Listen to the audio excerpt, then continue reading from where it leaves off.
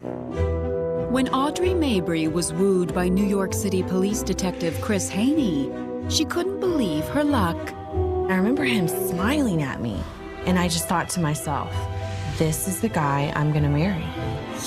But before the honeymoon was over, Audrey would see an evil ignited within him. You don't normally see police officers involved in these types of crimes. And her once loving husband would turn against her in an explosion of hate. I remember falling down to my knees. What did he do to her? He was enraged beyond anything I've ever seen in my life. And I'm thinking, there's no way I'm gonna get out of here. When it comes to love and marriage, things aren't always as they seem. At 20 years old, Audrey Mabry was ready to start a new life for herself. I had been born and raised in the same town my whole life. I had just come out of a relationship, so I wanted to move out of my hometown and kind of start over. In April of 2003, the small-town waitress moved from Fort Hood, Texas, to the city of El Paso. A couple weeks later, Audrey found herself home with nothing to do. I was off from work one day, bored out of my mind, and got onto the computer and just got into a random chat room. I noticed a screen name that popped out to me that was black and bold for you. I had always been attracted to black men, so I clicked on the name. And Audrey was pleased to discover that the man behind the eye-catching handle was equally interesting. His name was Chris Haney, a New York City police detective and single father of 2. He said he had been previously engaged and he had 2 children from that relationship. Chris also told Audrey he was 35 years old, 15 years her senior. But Audrey didn't mind. I thought to myself, this is the guy that knows where he's going in life and is on the right track. I think what drew Audrey to Chris was that he was different from her other relationships. This was a stable man with a stable job. Before long, Chris and Audrey were talking non-stop on the phone. And a few months later, Chris invited Audrey to the Big Apple so they could meet in person. This was absolutely a crazy idea, but the fact that he was the cop made me feel like I could trust him. On June 9th, 2003, when Audrey first laid eyes on Chris, she was instantly captivated. His smile was humongous, the biggest smile I had ever seen in my entire life, and I was immediately drawn to it. He puts his arms around me, and I'd never felt so safe. And I just thought to myself, this is the guy I'm gonna marry. In October of 2003, Audrey moved to New York to be with her new love. But shortly after Audrey moved in with Chris, he came to her with a confession. He expressed to me that he was not 35, he was actually 38. I had some concerns about that, but thought to myself, it was kind of silly. It was only 3 years. He wanted to appeal to a younger girl, and that's why he did it. Audrey let the matter go. There were more exciting things to think about. Her relationship with Chris was flourishing, and she soon met his ex-fiancé and their 2 children. Chris was still on good terms with them, and all 3 accepted Audrey instantly. It made me feel amazing that they were so welcoming to me, and it gave me hope for our future. In the fall of 2004, after 1 year of dating, Chris proposed, and Audrey gladly accepted. Just a few months later, the happy couple discovered Audrey was pregnant. I didn't really want to raise my children in New York City, and I told him I always wanted to live in Florida, so we sort of formulated this plan. Chris purchased a lovely home for his new family in Apollo Beach, Florida. And in April 2005, Audrey moved in while Chris stayed behind in New York to finish his last year with the police force. On September 10th, 2005, Chris and Audrey welcomed their son into the world. The long distance was difficult, but Chris would come every 5 weeks to visit, so we would still see each other pretty frequently. It seemed nothing, not even distance, could stop the couple. Until 4 years later, when Audrey discovered the man she loved was hiding an unimaginable evil. Audrey's nightmare began the afternoon of November 17th, 2009. She had just finished a run and stopped by the house to freshen up. Chris was not supposed to be home that day. But Chris was home. And when Audrey opened the front door, she stopped dead in her tracks at the horrifying sight that greeted her. As soon as I entered, there he was with a butcher knife in his hand and charges at me. Audrey was terrified, but she had no idea that this was just the beginning. If he wasn't gonna have her, no one was gonna have her. I see blood dropping to the floor. And in my mind, I'm like, what the hell is going on right now?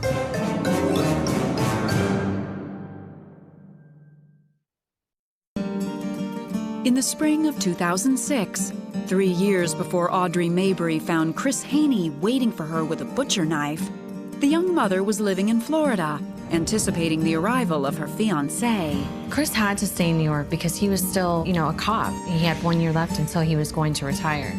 It was pretty lonely, but we had experienced it before in the very beginning, so we were kind of good at it in a sense. Despite the distance between them, Chris and Audrey were making it work. But just a few weeks later, while Chris was still in New York, his brother and sister-in-law came to Florida for a visit, and they unwittingly delivered some distressing news. And it was at a dinner where his sister-in-law asked me if Chris and his wife were divorced yet. Audrey was confused. Chris had called the mother of his 2 children his ex-fiancée. I felt betrayed. I felt like I had been living a lie the entire time. I confronted him about it very quickly, and he admitted that not only had he been married, but he was in fact still married. But Chris insisted that the marriage was in name only, and it was simply to keep their children on his health insurance.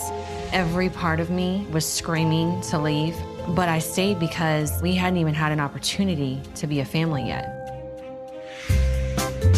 A few months later, Chris finally retired from the police department and joined Audrey and their infant son in Florida. When Chris came down to Florida, he promised he would get divorced. My hopes from that point on was to make it work. And over the next few years, that's exactly what the couple did. Chris got a security job, and Audrey juggled plans to go back to school while working part-time at a restaurant.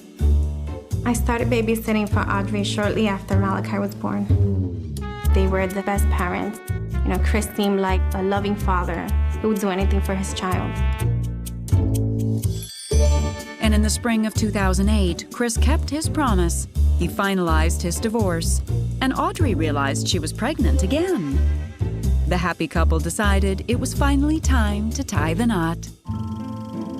Audrey and Chris exchanged vows in the summer of 2008, on the same day they had met 5 years earlier. I was emotional in the midst of it. I felt like I was fulfilling this dream that I had since I was a child.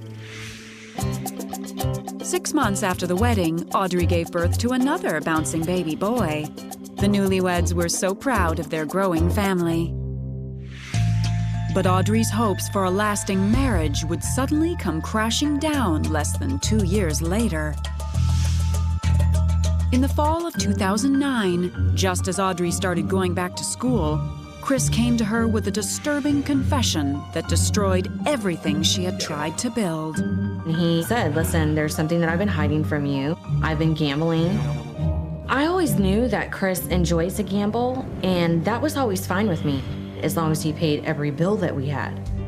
But Audrey had no idea how much Chris's habit had been costing them. He had gambled 2 months of the bills away. And I asked him, well, what do you mean? And he said, I mean everything. I haven't paid it in 2 months. So I was angry. Exhausted by the thought of having to dig out her family financially and disgusted by Chris's irresponsible behavior, Audrey knew she had to get out of the marriage. It was constantly lies. I felt like you're 40-something years old and you still don't have your priorities straight. So I decided that I was done for good. The first thing out of my mouth was, I want a divorce. And he was not happy with that, but my mind was made up. Even though Audrey was determined to move on with her life, keeping the peace for the kids was important. And Audrey was pleasantly surprised when Chris seemed to be handling things like an adult. I expressed to him that I would be moving out December 1st of that year. We worked opposite shifts, so I didn't really have to see him a lot. So things were civil. But what happened next made Audrey think twice. Just a few weeks later, Chris picked Audrey up from work, and right away, she knew something was very wrong. He met me at the bar right next door from my job and came in, had a beer, had a shot, and he wasn't a heavy drinker either. On the car ride home, he began telling me how I was his wife and I still had wifely duties that I needed to fulfill. I thought he was joking. But once they arrived home, Audrey quickly realized Chris was dead serious. I went into the bedroom and, like, out of nowhere, I find myself up against the wall and then thrown on the bed. Before I know it, he's trying to unbutton my pants, puts his hand over my mouth and says, "Shut the F up." I was just freaking out. And by the grace of God, I miraculously swept from under him and escaped and ran to my stepson's door and started banging on the door because I knew he would not do anything like that in front of his son. And that's exactly what happened. He stopped instantly. Shaken, Audrey filed a domestic abuse report against Chris. I was utterly shocked that he was capable of something so disgusting and violating. Audrey wanted nothing more than to shut the book on her life with Chris Haney. But Chris wasn't about to let her go that easily. Chris seemed extremely desperate to get her back at whatever cost. My neighbor runs to me, she's just screaming. He had become a monster.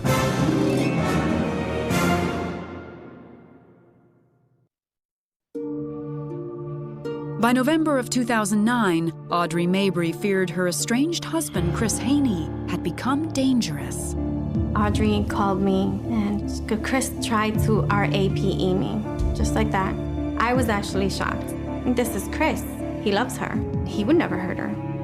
After speaking to the police, I left and went to a friend of mine's and stayed there for 4 days until I could get my own apartment. Audrey was frightened, but she knew communication with Chris was inevitable. I felt like I had to talk to him because he had birth certificates and social security cards, and I couldn't sign my lease without those documents. When Audrey finally made contact a week later, Chris seemed like a different man.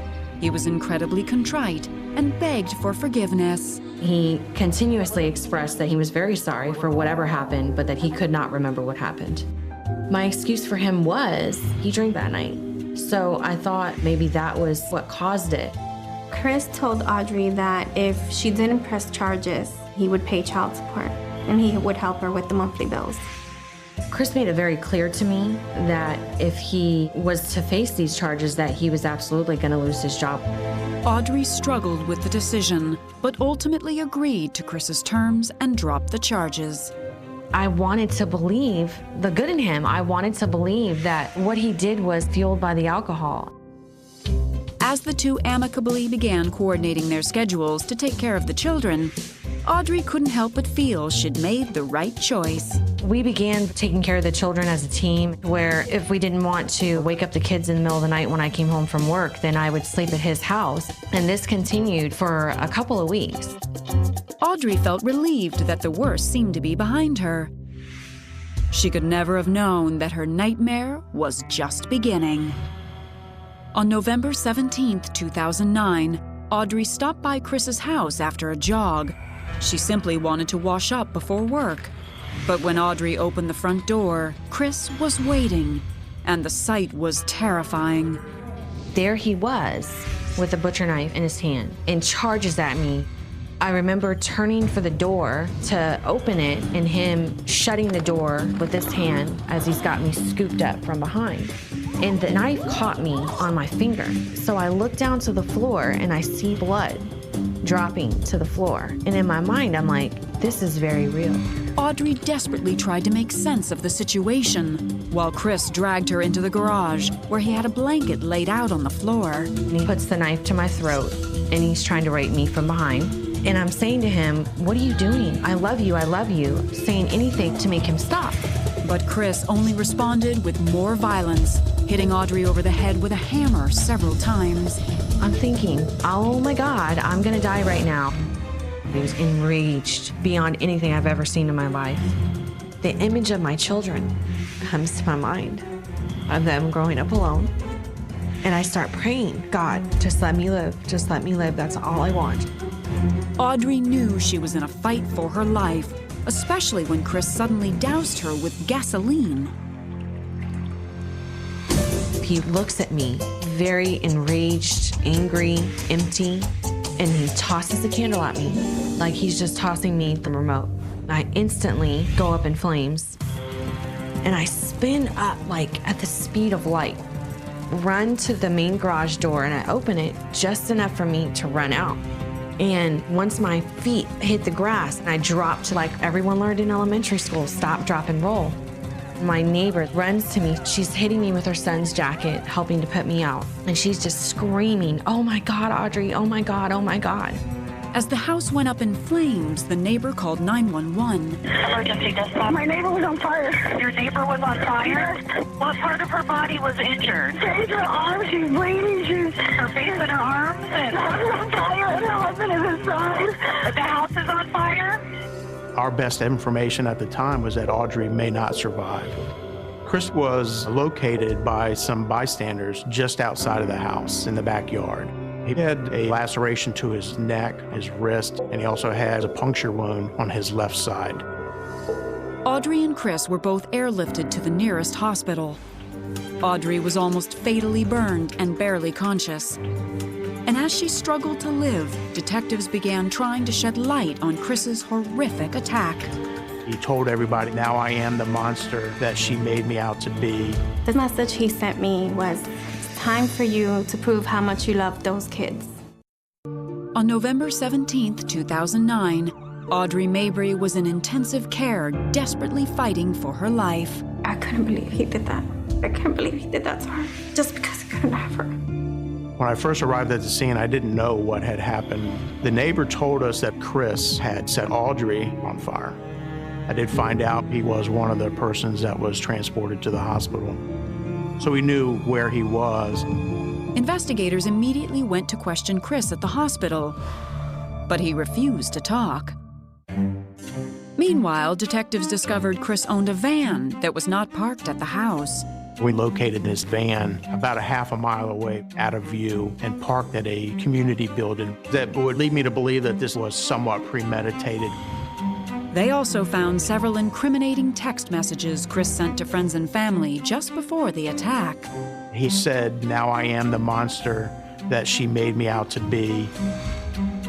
The text message he sent me was, "It's time for you to prove how much you love those kids." I thought he was gonna kill himself. By the next day, investigators had enough evidence to place Chris under arrest for attempted murder. The fact that Christopher had parked his personal vehicle about a half a mile from the incident scene. He had laid a blanket on the floor and used a candle from the bathroom. Those three items alone would indicate to me that this was a hastily devised plan.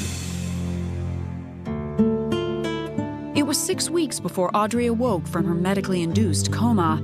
She was shocked to see she had been burned over 80% of her body. When I looked at myself, I was absolutely devastated and then somehow determined that he was not going to rob me of what he wanted to rob me of.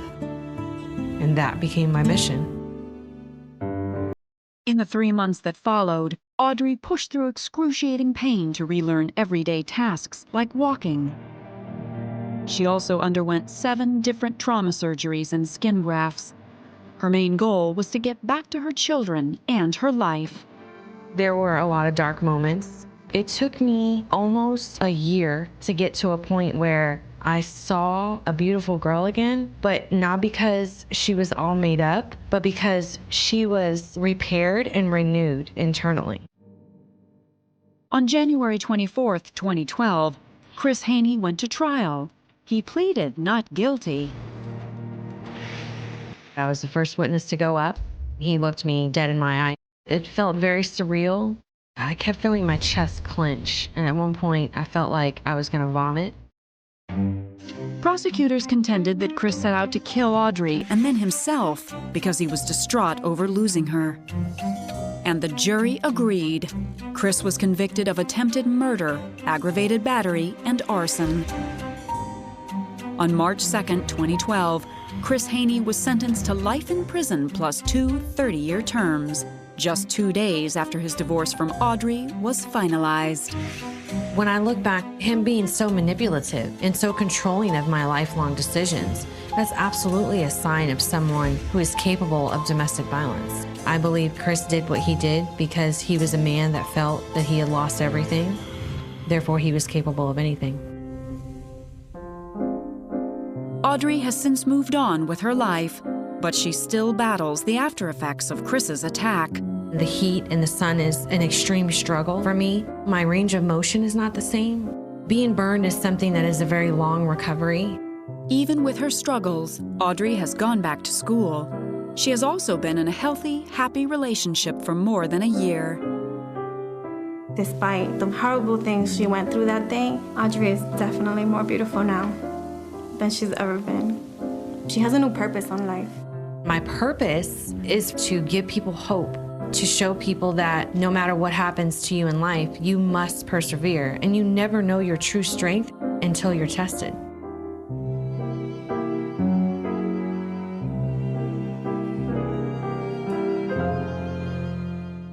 When Robin Bouchard met Kevin Cobb, she found herself on the fast track to becoming a wife and mother.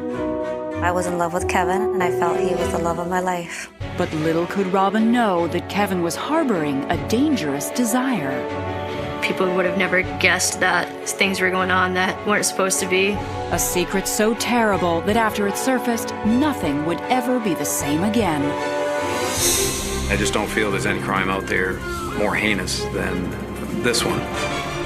I was just sick. I couldn't fathom that he would even do this. When it comes to love and marriage, things aren't always as they seem.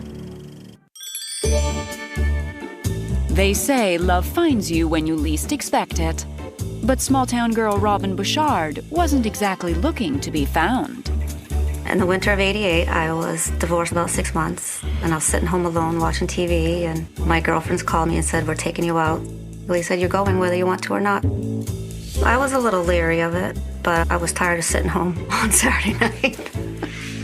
Robin soon found herself at a local watering hole in her hometown in northern Maine. The 23-year-old had barely made it through the door when an attractive man named Kevin Cobb asked her to dance. Well, I thought he was a very nice-looking man. He seemed to be a gentleman. And at the end of the night, he asked me for my phone number, and I did give it to him. Within a few days, Kevin called to ask Robin out on an official first date. Hello? Kevin told Robin that he was a local construction contractor. He had previously been married and had 2 children. We talked about, maybe having kids someday, and I was pleased that he still wanted to have kids. Love quickly blossomed between Kevin and Robin. Before long, the two were inseparable. He didn't want to see anybody else, I didn't want to see anybody else, and we just felt it was true love. The young couple seemed like a perfect match, and just 4 months later, Kevin asked Robin to move in with him and his mother. He lived with his mother and sister because he was recently divorced also. When I moved in with Kevin, I felt that, our relationship was moving forward. And the whirlwind romance showed no signs of slowing down. In October of 1988, life handed Robin another pleasant surprise. I found out that I was pregnant. I was in total shock, but I knew that, it was meant to be. Robin and Kevin delighted in preparing for their first child together. But as Robin's pregnancy progressed, she began to notice a slight change in Kevin's behavior. I worked at an office product store, and Kevin seemed to stop by more and more. I can remember one incident that I was actually bending over the counter to get something, and he said, I really shouldn't be doing that, with men in the store. Kevin seemed determined to keep a close eye on Robin. I thought it was cute, he was getting jealous. But just weeks later, Kevin's jealousy seemed to take a back seat when he made a surprising suggestion to Robin. because we were still living with his mother and sister, and she smoked, and he didn't want the baby around cigarette smoke. He said, you know, you really should move in with your parents, which I was happy to do, but I was also sad at the same time that he wouldn't have found a place for us to live as a family. 9 months pregnant, Robin prepared to move back home. And on Father's Day of 1989, she gave birth to a beautiful baby girl named Kayla. I was super excited to have Kayla. I was just in awe. Kevin was a proud father, you know, he seemed to be very happy that he had a little girl. But those glowing moments would be fleeting when just 2 days later it came time for Robin to leave the hospital and Kevin. My parents came and picked me up, and I was very happy to go home to them, but I was also sad that we weren't being, you know, a family together. Robin couldn't wait to reunite with Kevin once again. But over the next 18 years, the happy family life she dreamed of would completely unravel at the seams. One Saturday in January of 2007, Robin would make a horrific discovery. Went into my daughter's room to change the bedding, and this notebook come flying out from the sheets, and the title was My Life, My Nightmare, Welcome to It.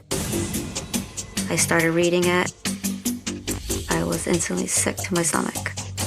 The words written in Kayla's journal would shock Robin to the core and instantly change her family's lives forever. I had an instant feeling that something was wrong. I just felt like, why didn't I know? Why didn't I see the signs? In December of 1989, 17 years before Robin Bouchard would discover her family's secret nightmare, the young mother was busy raising a 6-month-old daughter with her long-distance boyfriend, Kevin Cobb. We're living 2 hours apart, and I don't think he liked the part of either traveling to see me and Kayla or vice versa. He was starting to think that, you know, maybe we should get a place now and settle down. Kevin seemed ready to have his new family under one roof. That Christmas, he made his intentions clear with a special gift for Robin. Kevin asked me to marry him. Of course, I said yes. I was feeling pretty good after that. We're finally going to make a commitment and actually all be together. By the spring of 1990, Kevin fulfilled his promise by saving enough money to buy his family a home outside of Bangor, Maine. And that May, Robin and Kayla moved in with him. When we moved in together, it was a happy time. Kevin was an awesome father. We were like a happy little family. But Robin's seventh heaven would be short-lived. As the weeks went by, Kevin doted on their daughter Kayla, while Robin seemed to receive nothing but criticism. I might have cooked all day long and make, you know, like a nice lasagna meal, but I forgot to make a salad. Oh, where's the salad? You can't have lasagna without a salad, you know, or I didn't clean, you know, the floor good enough, or I didn't make the bed just right.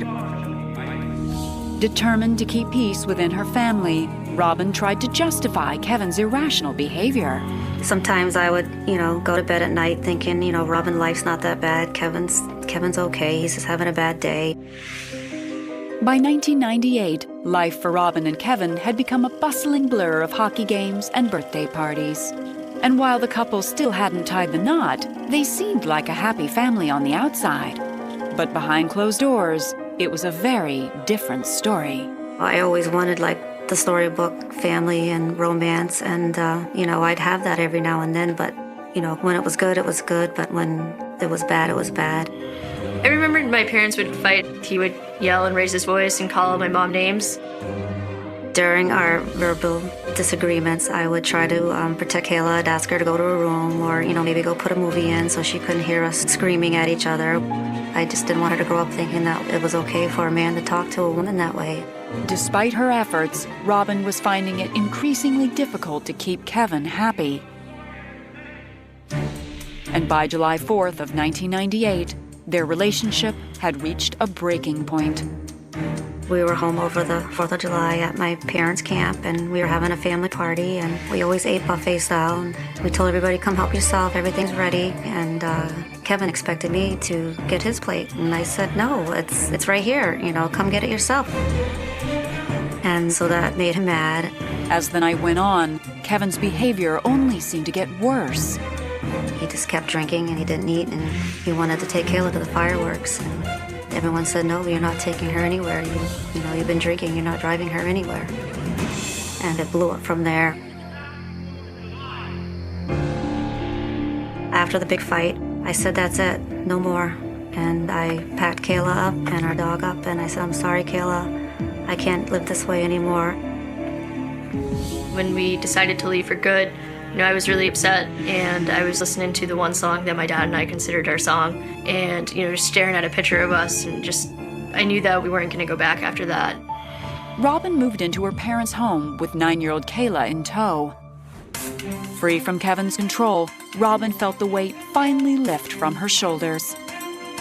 When I left Kevin, I became a stronger person. I could be me, and I was enjoying life again. The future shined bright for Robin Bouchard, but she had no clue that someone else's horrors were just beginning. It was never his fault. It was my fault. I took her away from him. I was thinking, how could she be with this guy? I needed to keep this secret, and I kept it from everyone. By the fall of 1998, Robin Bouchard and her ex-boyfriend Kevin Cobb were sharing custody of their 9-year-old daughter, Kayla. Splitting up the family continued to weigh heavily on Robin. Even though I didn't believe Kevin was a good man, I did believe he was a good father, and, Kayla loved him and did want to spend time with him, so I wasn't going to take that away from them. Robin and Kevin agreed that Kayla would visit her father every other weekend. But before long, Robin began to notice a change in her daughter. I would pick her up, and I noticed that she looked, very tired, and she wanted to sleep on the way home and didn't want to talk about what they did. I didn't really want to tell my mom what we were doing on the weekends. I just wanted my time with my dad, to be with him, and I didn't really want to share it with anyone else. I just figured they were staying up late, watching hockey or playing hockey. Robin tried to give her daughter the benefit of the doubt. By the time Kayla entered high school, any concerns Robin had about her teenage daughter seemed to be a thing of the past. When Kayla was in high school, she was an honor roll student. Whatever sport there was, she was into it. She made me very proud. The years had also been good to Robin, bringing her a new love. In 2003, I met my current husband, John, and by 2004, we were engaged, planning our wedding, and was becoming a new family. I'll never forget the day that I did meet her. I thought she was very beautiful, and we just kind of hit it off. Robin was thrilled to show Kayla what a healthy relationship looked like. In April of 2004, Robin and John became husband and wife. We were having a family again, so I was happy. But the blissful days wouldn't last long. As Kayla entered her sophomore year in high school, Robin noticed a troubling change in her daughter's appearance. I thought she was getting thin and wanted to be in her room a lot, and we'd try to tell her to come out, sit with us, watch a movie, and she would have an excuse. I just figured it was typical teenager stuff. Robin tried not to worry, but before long, Kayla's excuses were beginning to have an effect outside the home. She started saying, I'm not going to go to Dad's this weekend. I got a game, or I got practice, or, I have to do something for my class. And it upset Kevin. Kayla missing time with her father, we just thought that it was her busy schedule, and she had so much stuff going on, but we just thought it was natural. But nothing was natural about what Robin Bouchard would discover just 2 years later by pure coincidence. One Saturday afternoon in January of 2007, Robin heard a strange sound coming from Kayla's room. I noticed there was scratching at her bedroom door. So I said, oh darn, the dog must have got stuck in there. I opened up the door and I noticed that he wet on her bed. I went to go strip the sheets, and this notebook come out from the sheets. On the floor by Robin's feet lay a journal. And the title was My Life, My Nightmare, Welcome to It. I'm like, why would Kayla be writing something like that? And I started reading it. And I became instantly sick and just fell to my knees. In the pages of Kayla's secret journal, Robin learned that Kevin Cobb had been committing an unspeakable crime against their daughter. I went and got my husband and I said, you have to read this. I said, her father's been molesting her all these years. According to the journal, Kevin had been molesting Kayla since she was 10. One of his last attempts had been on the night of Kayla's junior prom, when he had drugged his own daughter with muscle relaxers. She lived two different lives. There was a life with me and a life she had with him, and she hid that life with him. Robin was white as a ghost, and neither one of us kind of knew what to do at the moment. Kayla was due home from work within the hour, and Robin had no idea what she was going to say when her daughter walked through the door. If I was there while this was happening, I would never forgive myself. My heart just kind of fell into my stomach, knowing that they probably read my darkest secrets of what was happening to me. We're very determined to place Kevin under arrest. If you have a story of marriage gone wrong and would like to appear on this series, go to investigation.discovery.com. In January of 2007, Robin Bouchard was struggling to comprehend what she had just discovered in her daughter's bedroom. A hidden journal detailed years of sexual abuse at the hands of Kayla's father and Robin's ex, Kevin Cobb. I was guilt-stricken not knowing this was happening to her, and I was waiting for Kayla to get home from work so we could, show her that we knew and that was over.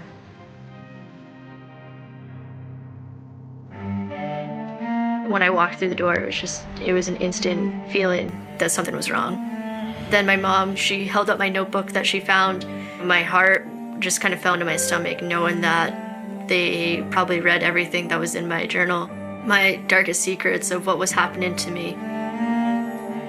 Robin told Kayla that she had read the journal and believed every word of it. She ran and leaped into our arms, and we all cried, and I just kept telling her this wasn't her fault, it wasn't her fault. It's done, it's over, it's not gonna happen again. Once we kind of came to, after we cried and holding each other for a little bit, we decided that, we were gonna make it stop. The following day, with Kayla's permission, Robin called the Maine State Police to report Kevin's crime. Sexual abuse cases are very difficult because many times they're he said, she said type of complaint.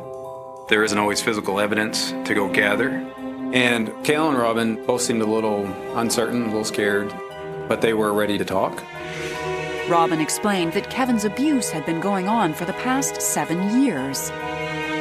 The abuse started from Kevin when Kayla was the age of 10. He was giving her the wine coolers and the muscle relaxers to make her more willing to do what she had to do for him. If he did drug me, I didn't have a chance to be afraid when he was actually abusing me. And, when he didn't drug me, that's when I would try to fight for myself and protect myself. Robin told police that Kevin was in Florida for work. He wasn't due back until that coming May. I knew there was no immediate danger of him being near her, and so it gave us plenty of time for the investigation to go through. Detective Crane told us that we were gonna try to make recorded phone calls to my dad, and as much information I could get out of him as possible, a possible confession, anything that we could use in court would be, our best chance of having him prosecuted.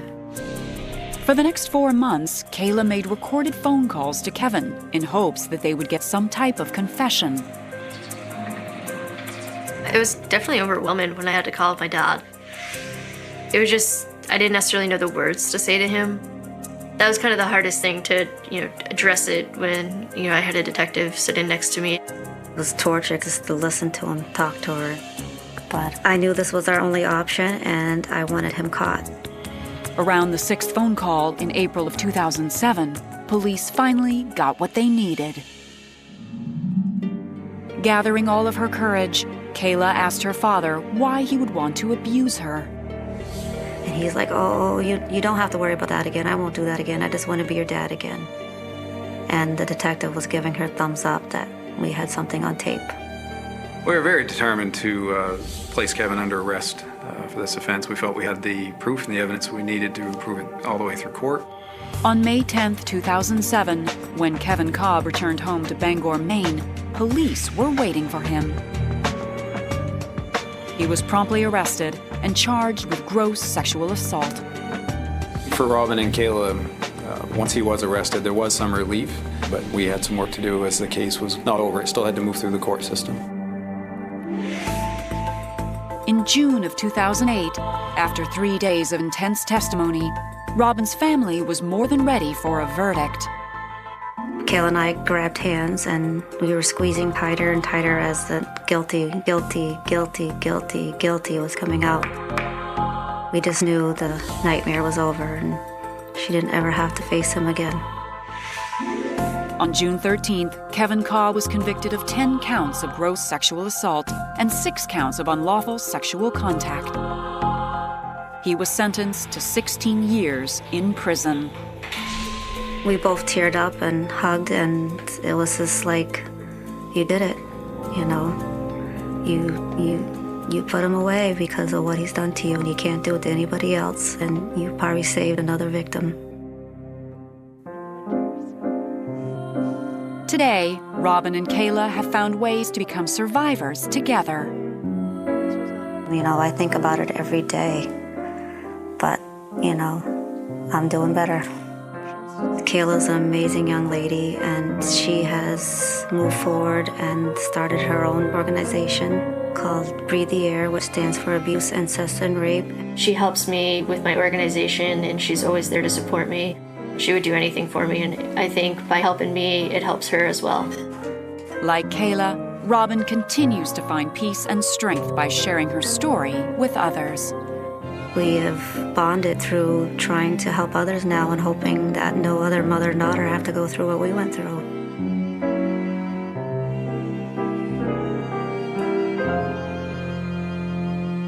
On a quiet spring night in Northern California, the kind of night when the air hangs still and the streets fall silent after 9, a young woman stepped out of her apartment and simply vanished.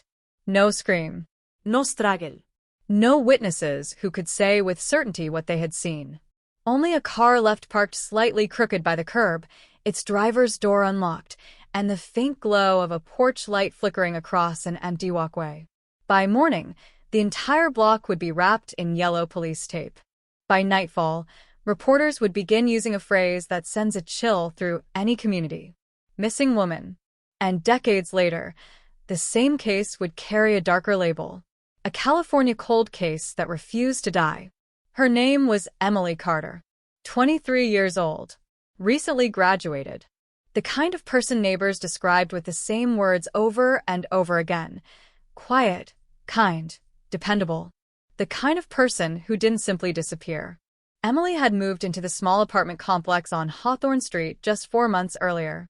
A modest 2-story building with fading beige paint, narrow balconies, and a parking lot barely large enough for the dozen residents who lived there. It wasn't glamorous, but it was safe. Or, at least it felt safe. A few retirees, a young couple with a newborn, a graduate student who worked nights. And directly across the narrow courtyard from Emily's apartment lived a man named Daniel Harper, 37, single, quiet, the kind of neighbor most people barely noticed. He worked irregular hours repairing industrial machinery at a manufacturing plant outside the city. Sometimes he left before sunrise. Sometimes he returned long after midnight. People knew him only in fragments. A nod in the hallway. A brief good morning near the mailboxes. Nothing more. And on the night Emily Carter disappeared, Daniel Harper was home. At least, that's what he would tell investigators. But none of that mattered yet. Because on that night in April of 1995, the first sign that something was wrong appeared in the most ordinary way imaginable. Emily didn't show up for work. At 8:15 a.m., her supervisor at a small marketing firm left a voicemail. At 9:30 a.m., a coworker called again. By noon, concern turned into worry. Emily Carter had never missed a day without calling. Not once. By early afternoon, her younger sister Lisa drove to the apartment complex. The sun was bright, the sky cloudless. Children were riding bikes in the parking lot. Nothing looked unusual, but Emily's car was still there. A silver Honda Civic parked beside the curb. Lisa knocked on the apartment door. No answer. She knocked again, louder this time. Still nothing. The door was locked. Inside, everything appeared untouched. Her purse was on the kitchen counter. Her wallet inside. Her keys missing. Her bed neatly made. There were no signs of a struggle. No overturned furniture. No broken glass. Nothing. Except one detail that would later haunt investigators. Emily's shoes were still by the door, which meant if she left that apartment, she had done so barefoot. Police arrived within the hour. At first, officers treated it like a routine missing person report. Adults disappear sometimes. They leave town. They take time away. They cool off after an argument. But something about the apartment felt wrong. Not messy.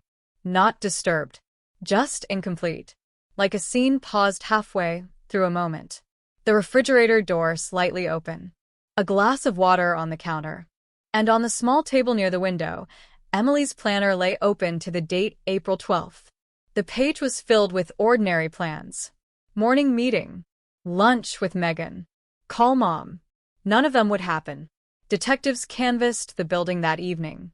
Neighbors stepped outside, confused, whispering quietly in clusters near the parking lot. Most hadn't seen anything unusual. No screams. No suspicious cars. No strangers. Then detectives knocked on the door of apartment 7. Daniel Harper answered after a few seconds. Tall. Thin. Hair slightly unkempt. His expression calm. Almost indifferent. He told investigators he had seen Emily the night before. Around 9 p.m. She had walked down the hallway toward the parking lot. He assumed she was going somewhere. Did she look upset? No. Did anyone follow her? Not that he noticed. Did he hear anything unusual? No. Just another quiet night. Detectives wrote it down. Another routine statement. Another neighbor. Another dead end. But as the sun went down and the search widened beyond the apartment complex, the tone began to shift. Police dogs were brought in. They sniffed Emily's clothing. Then followed a scent trail that led out the front door, down the walkway, across the courtyard, and then abruptly stopped in the parking lot, as if she had entered a vehicle, or been forced into one. By midnight, search teams were combing nearby fields. Helicopters circled overhead. Flashlights swept across drainage ditches and empty lots. But there was nothing. No body. No blood. No sign Emily Carter had ever left that street.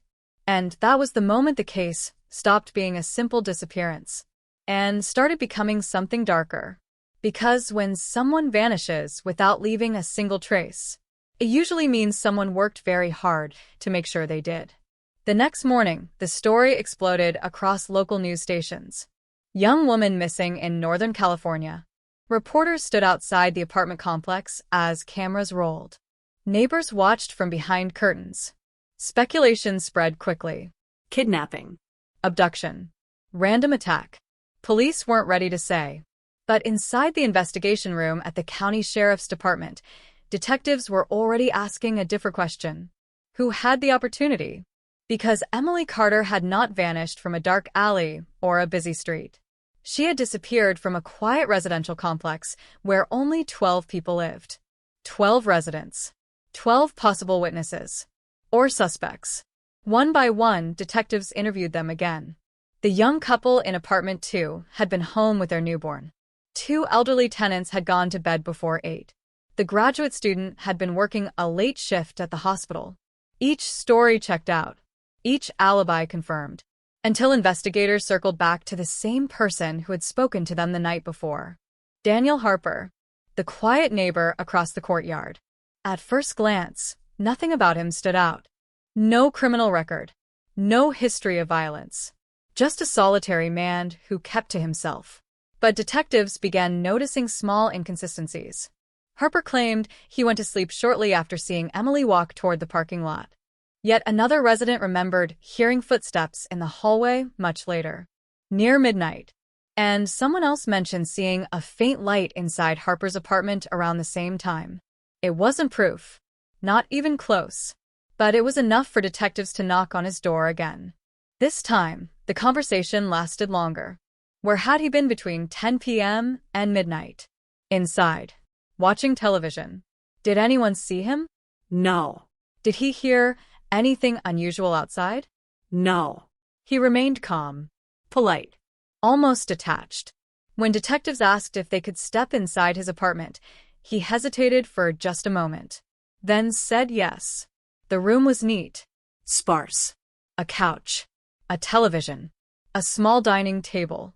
Nothing immediately suspicious.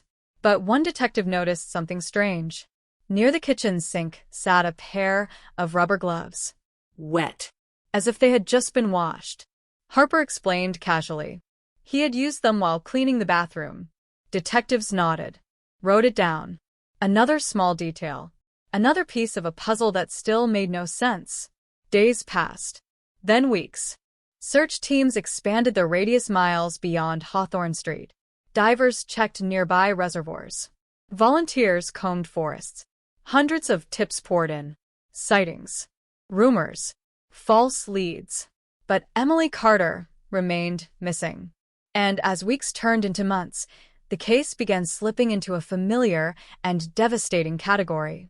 An investigation with no body. No witnesses. No evidence. A case that slowly grows cold. Yet among detectives, one feeling refused to disappear.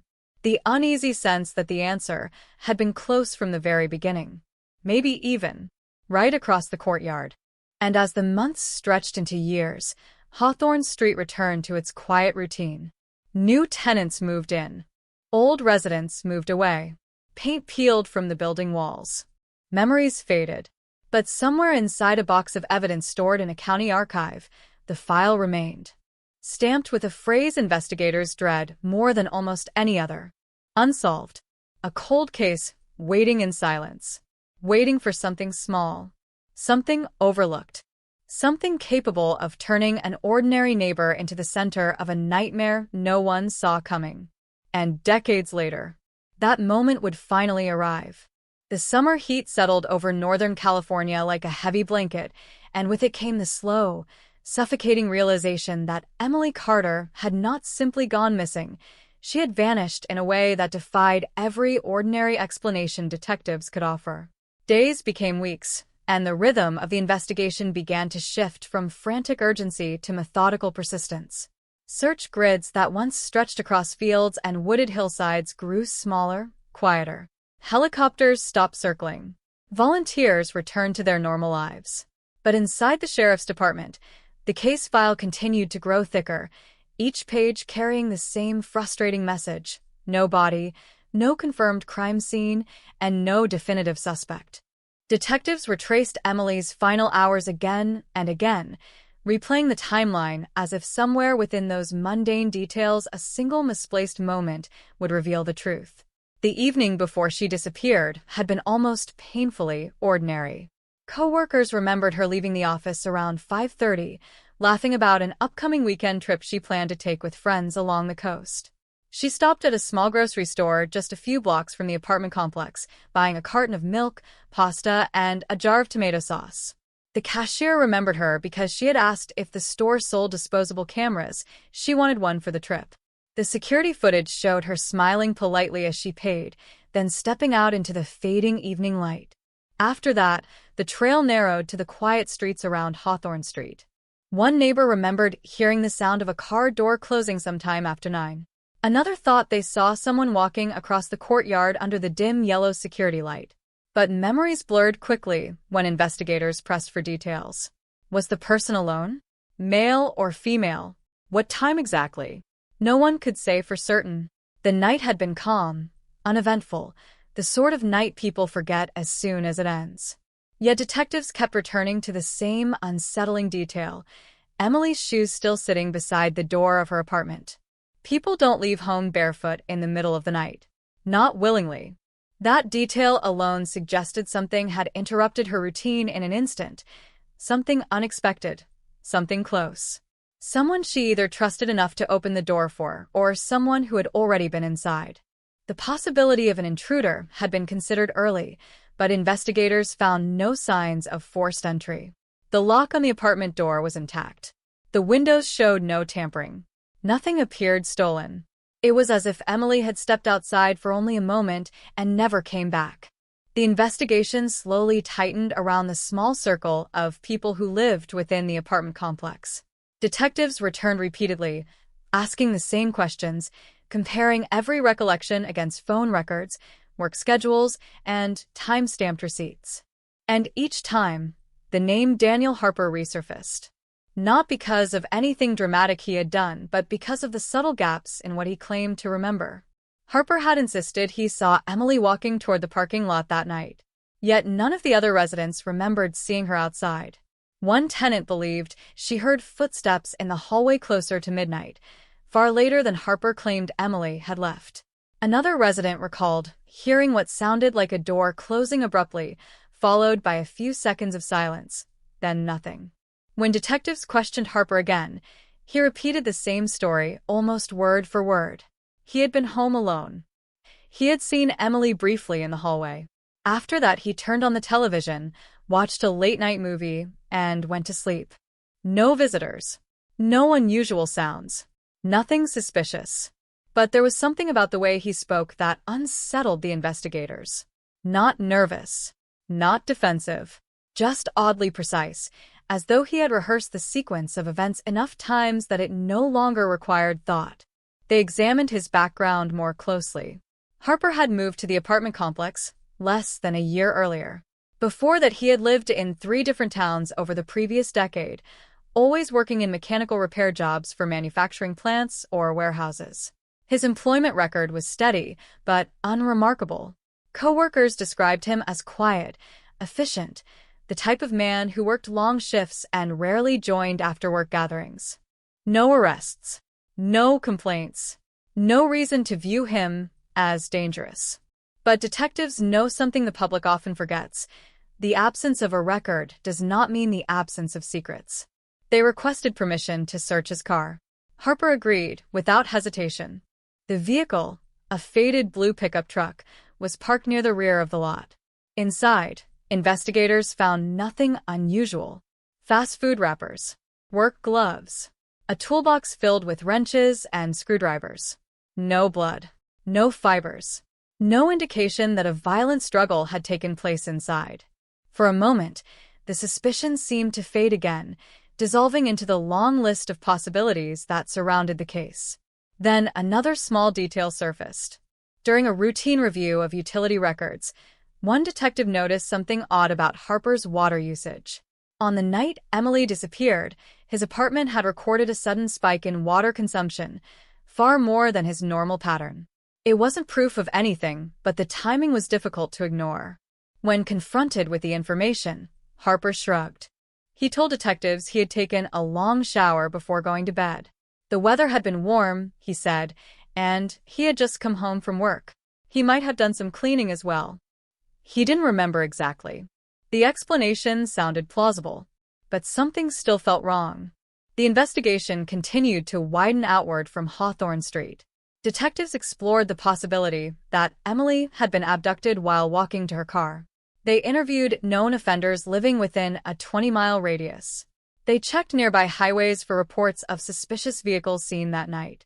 The theory of a stranger abduction remained on the table, particularly because the scent trail detected by search dogs had ended abruptly in the parking lot. If Emily had been forced into a vehicle, that vehicle might have been gone within seconds. But again, there was no evidence. Weeks stretched into months. Media attention began to fade. New crimes filled the headlines. Yet for Emily's family, the absence of answers created a different kind of agony, the endless uncertainty of not knowing whether their daughter was alive somewhere or buried in a place no one had discovered. Her mother called the sheriff's office almost every week. Sometimes she asked if there were any new leads. Other times, she simply asked the same question again and again. Do you think someone in that building knows something? Detectives could never give a clear answer. Privately, some of them believed the truth had been there from the beginning, hidden behind a door they had already knocked on. But suspicion without evidence is only a shadow, and shadows do not solve cases. By the end of 1995, the investigation had slowed dramatically. Officers still followed occasional tips, but none produced real results.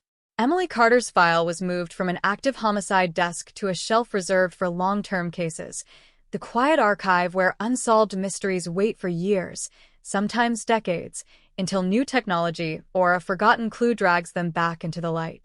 Life moved forward on Hawthorne Street. New tenants replaced old ones. The courtyard was repainted. Children who once rode bicycles in the parking lot grew into teenagers who barely remembered the police tape that had once surrounded the building. Daniel Harper continued living there for several more years. Neighbors described him exactly the same way they always had: quiet, polite, forgettable. Eventually, he moved away. No one thought much about it at the time. But detectives never completely forgot him. Because in every unresolved case, there is usually one detail that refuses to settle, one name that lingers in the back of the mind like a half-remembered nightmare. And in the disappearance of Emily Carter, that name remained Daniel Harper. For more than 20 years, the case slept inside a dusty evidence room. Boxes filled with photographs, witness statements, and forensic reports sat untouched on a metal shelf. The yellowed pages carried the faint smell of paper aging slowly in the dark. But cold cases have a strange way of resurfacing. Sometimes a new witness comes forward. Sometimes a criminal confesses years later. And sometimes technology advances just enough to see what investigators once could not. In 2018, more than 2 decades after Emily Carter stepped barefoot into the night and vanished from Hawthorne Street, a young detective assigned to the department's cold case unit opened the old file for the first time. He flipped through the brittle pages, reading the same statements his predecessors had studied in 1995. The missing woman, the silent apartment, the shoes by the door, and the quiet neighbor who claimed he had seen her walk away. At first, it seemed like another impossible mystery, the kind that rarely reaches a conclusion. But then the detective noticed something small buried deep in the evidence log. A piece of material collected during the original search, bagged, labeled, and never fully analyzed with modern forensic technology. A detail so minor it had once seemed meaningless. Yet it had been sitting there all along, waiting. Because sometimes the difference between an unsolved disappearance and a shocking arrest is not a dramatic confession or a new witness stepping forward. Sometimes it is a microscopic trace left behind in the wrong place by someone who believed they had cleaned every last sign of what happened. And if that trace revealed what investigators were beginning to suspect, the quiet man who once lived across the courtyard might not remain just a name in the file for much longer. For more than 2 decades, the evidence box had remained sealed, its contents preserved like a time capsule from a night no one on Hawthorne Street could fully explain. Dust clung to the cardboard edges. The tape had yellowed with age. And inside, carefully logged by detectives in 1995, lay dozens of objects that once seemed insignificant. Photographs of the apartment hallway, a few strands of carpet fiber, fingerprints lifted from door handles, plastic bags containing small fragments collected during the first chaotic days of the search. When the cold case unit reopened Emily Carter's file in 2018, those artifacts became something else entirely: silent witnesses waiting to be questioned again with technology investigators in the 1990s could barely imagine. Detective Aaron Morales had been working cold cases for less than a year when the file landed on his desk. He was younger than most officers who handled long-dormant investigations, and that youth gave him something the older detectives sometimes lacked: distance from the original assumptions that shaped the case decades earlier. He read every page slowly. Emily Carter, 23, missing April 12, 1995. No body recovered. No confirmed suspect. But one detail caught his attention almost immediately: the pair of rubber gloves detectives had seen near the kitchen sink in Daniel Harper's apartment. Back then, the gloves had been noted but never seized. There had been no probable cause, no sign of violence inside the apartment, no legal grounds to collect them as evidence. Still, Morales couldn't shake the image. Rubber gloves. Wet. On the same night, a woman disappeared from just across the courtyard. He kept reading.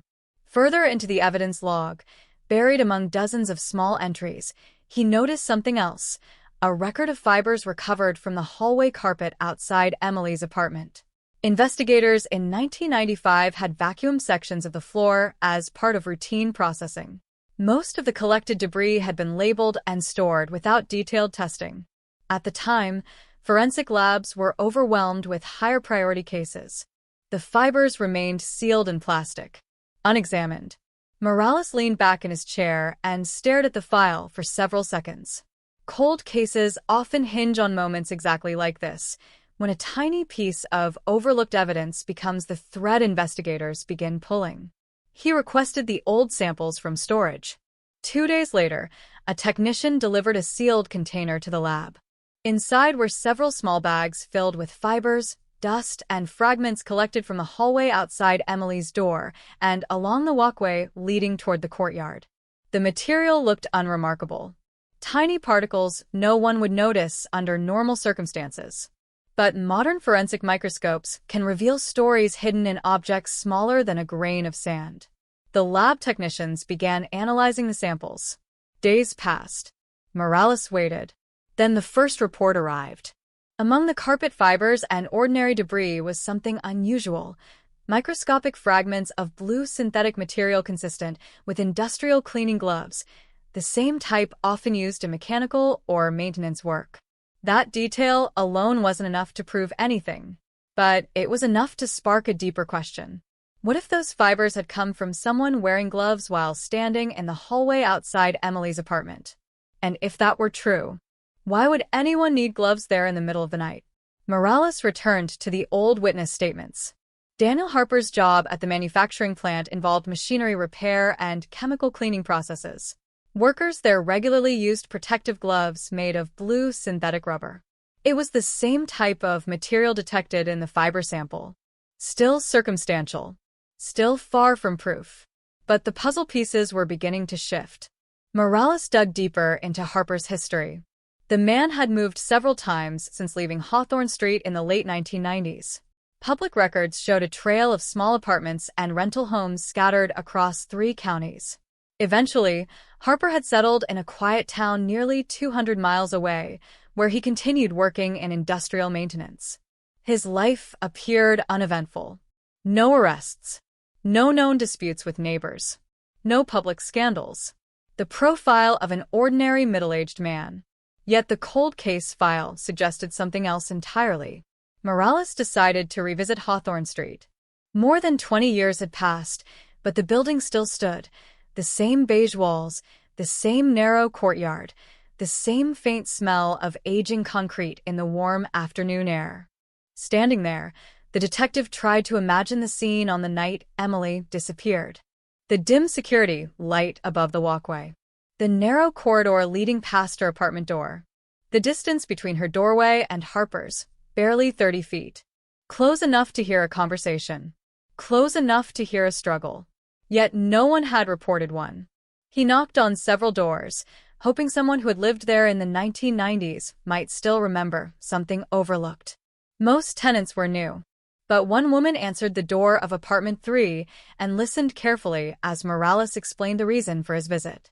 Her name was Margaret Collins. She had lived in the complex for nearly 30 years. When Morales mentioned Emily Carter, the woman's expression shifted instantly. "Oh, that girl," she said quietly. "I remember the night the police came."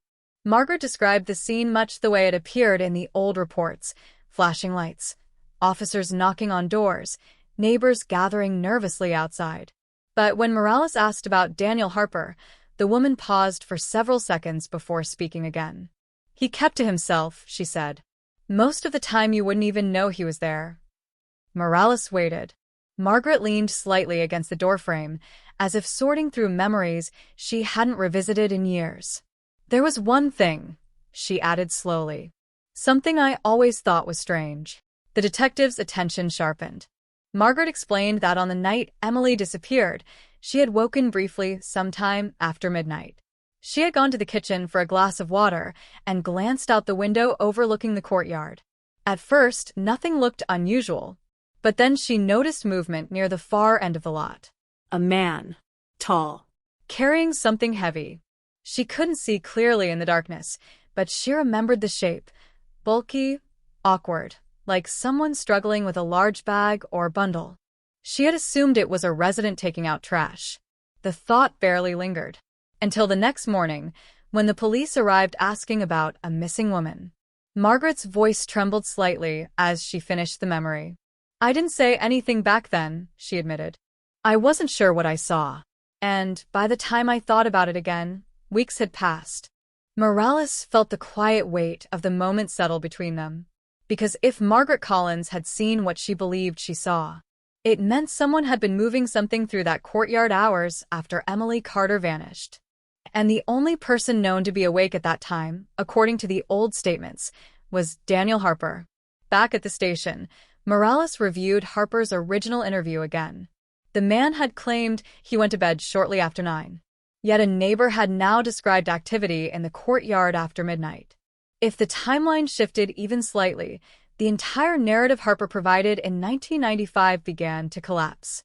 Morales requested another search of the old evidence, this time focusing specifically on anything collected from the parking lot area where Margaret claimed she saw the figure. Among the items logged decades earlier was a small soil sample taken near the edge of the lot where search dogs had lost Emily's scent. The sample had never been tested. Modern forensic labs can detect traces of biological material in soil that would have been invisible to investigators in the 1990s. Morales sent the sample for analysis. Then he waited again. Because sometimes solving a cold case isn't about chasing suspects across cities or uncovering dramatic confessions. Sometimes it's about patience, about allowing the smallest particles of the past to speak when the technology finally exists to hear them. And if the soil from that parking lot carried even the faintest trace of blood or human DNA, the quiet neighbor who once lived across the courtyard might soon find his ordinary life interrupted by a question no one had been able to answer for 23 years. What really happened on Hawthorne Street the night Emily Carter disappeared barefoot into the dark? The soil sample from the edge of the parking lot had sat untouched for 23 years, sealed inside a thin plastic evidence bag marked with a fading black label, collected April 13, 1995, Hawthorne Street Complex, south corner of lot. At the time, it had been taken almost out of routine. Search dogs had led officers to that spot before losing Emily Carter's scent completely, and investigators, unsure what they might be missing, gathered a small scoop of dirt and gravel. In the mid-1990s, forensic testing was limited. If there had been blood visible to the eye, the sample would have been examined immediately. But the ground looked ordinary. Dry soil, small stones, nothing more. So the bag had been logged, stored, and quietly forgotten. Now, more than 2 decades later, that forgotten bag sat under bright laboratory lights. Technicians carefully opened it using sterile tools. The soil was spread across a white examination tray. Under a magnifying lens, the mixture of dirt and pebbles revealed faint discolorations that could have been anything: rust, natural minerals, organic residue. But modern forensic analysis no longer relied on guesswork. Even microscopic traces of biological material could be detected and amplified. The technicians began the testing process. For Detective Aaron Morales, the waiting was the hardest part. Cold cases move slowly by nature. Every step requires patience. Evidence must be handled carefully, retested, verified, cross-checked. One mistake could destroy the credibility of a breakthrough decades in the making. Days passed. Morales filled the time by studying the timeline again, mapping the sequence of events on a large whiteboard in his office. April 12, 1995. Emily Carter returns home after work. Around 9 in the evening, she is reportedly seen leaving her apartment by Daniel Harper. After that, silence. But Margaret Collins' memory introduced a new possibility: a man carrying something heavy through the courtyard sometime after midnight. If that memory was accurate, then Emily hadn't been taken away by a stranger's car, as many investigators once suspected. She might never have left the complex alive. Morales traced the distance from Emily's apartment door to Harper's. 30 feet. A few seconds of walking. Close enough that if someone knocked on Emily's door late at night, she might have recognized the voice on the other side. A neighbor. Someone familiar. Someone who lived just across the courtyard. 3 days after the soil sample arrived at the lab, Morales received a call that made him sit upright in his chair. The preliminary analysis had detected biological material. Human. The amount was extremely small, far too degraded to confirm anything immediately. But the presence of biological traces in soil collected exactly where Emily's scent trail ended raised a chilling possibility. Morales authorized deeper testing. The laboratory began the delicate process of extracting DNA fragments from the degraded sample. In 1995, such testing would have been impossible. The technology simply didn't exist. But forensic science had advanced dramatically in the decades since. Even tiny genetic fragments could sometimes be reconstructed into partial profiles. If the lab succeeded, the DNA could be compared with samples from Emily Carter's family. Morales didn't allow himself to assume the outcome. Cold cases are filled with moments of hope that lead nowhere. Still, he couldn't ignore the growing pattern. Blue synthetic glove fibers in the hallway. A neighbor remembering a man carrying something heavy after midnight. And now biological material discovered in the exact location where Emily's scent had vanished. Meanwhile, Daniel Harper continued living his quiet life 200 miles away, unaware that the past had begun moving slowly toward him again. Morales obtained an updated background profile on Harper. The man was now 60 years old, still working in mechanical maintenance, living alone in a small rented house on the outskirts of a town surrounded by farmland. Neighbors described him in the same language investigators had heard decades earlier: quiet, polite, private. He rarely socialized, rarely spoke about his past, rarely drew attention. But when Morales examined Harper's employment records from the mid-1990s, another detail emerged, one that investigators had overlooked years earlier. The manufacturing plant where Harper worked kept archived shift schedules. According to those records, Harper had been scheduled to work an evening shift on April 12, 1995. His shift should have ended at 11:30 p.m. But Harper had told detectives he was home by 9. At first glance, it seemed like a simple discrepancy. People misremember times. But when Morales contacted the company's human resources department, he learned something else. Harper had clocked out early that night, 8:42 p.m. Less than 20 minutes later, he would have been driving back toward Hawthorne Street. Morales stared at the timeline forming on the whiteboard. Emily returned home sometime before 9. Harper arrived back at the apartment complex around the same time. According to his statement, he saw her walking toward the parking lot. But if Margaret Collins' memory was correct, someone was still moving through the courtyard after midnight. Someone carrying something heavy. The detective began constructing a theory investigators in 1995 had not fully considered. What if Emily never left her apartment willingly? What if the person who knocked on her door that night was someone she recognized instantly, someone she had spoken to casually dozens of times before? Someone who knew she lived alone. Someone who lived only a few steps away. Morales received another call from the lab late one afternoon. This time, the voice on the other end sounded more certain. The technicians had successfully extracted a partial DNA profile from the soil sample. It wasn't perfect. Decades of environmental exposure had damaged much of the genetic material. But there was enough remaining to conduct a comparison. Morales immediately arranged for a sample from Emily Carter's surviving relatives. Her younger sister Lisa still lived in California. When detectives contacted her, the request reopened wounds she had spent years trying to bury. But she agreed without hesitation. If there's even a chance it could help, she told them quietly, you can take whatever you need. The DNA comparison took several more days. When the report finally arrived, Morales read the conclusion twice before speaking. The partial DNA recovered from the soil was consistent with Emily Carter's genetic profile. Not absolute proof. The degradation prevented a full match, but the probability was high enough to carry enormous weight. For the first time in 23 years, investigators had physical evidence suggesting Emily Carter had been injured or killed inside the apartment complex itself. The theory of a stranger abduction began collapsing. Instead, the investigation shifted sharply inward. Back to the 12 residents who lived there in 1995. Back to the narrow courtyard. Back to the quiet neighbor who claimed he had seen Emily walk away. Morales knew what came next. To reopen the case formally, they needed to confront Daniel Harper again. But this time the conversation would be very different, because detectives now carried something they didn't have in 1995, the beginning of a forensic trail pointing directly to the place where Harper had lived. And if Harper had been responsible for what happened that night, 23 years of silence might finally begin to crack under the pressure of evidence he never knew existed. Before approaching him, Morales ordered one more step: a deeper search through Harper's past addresses.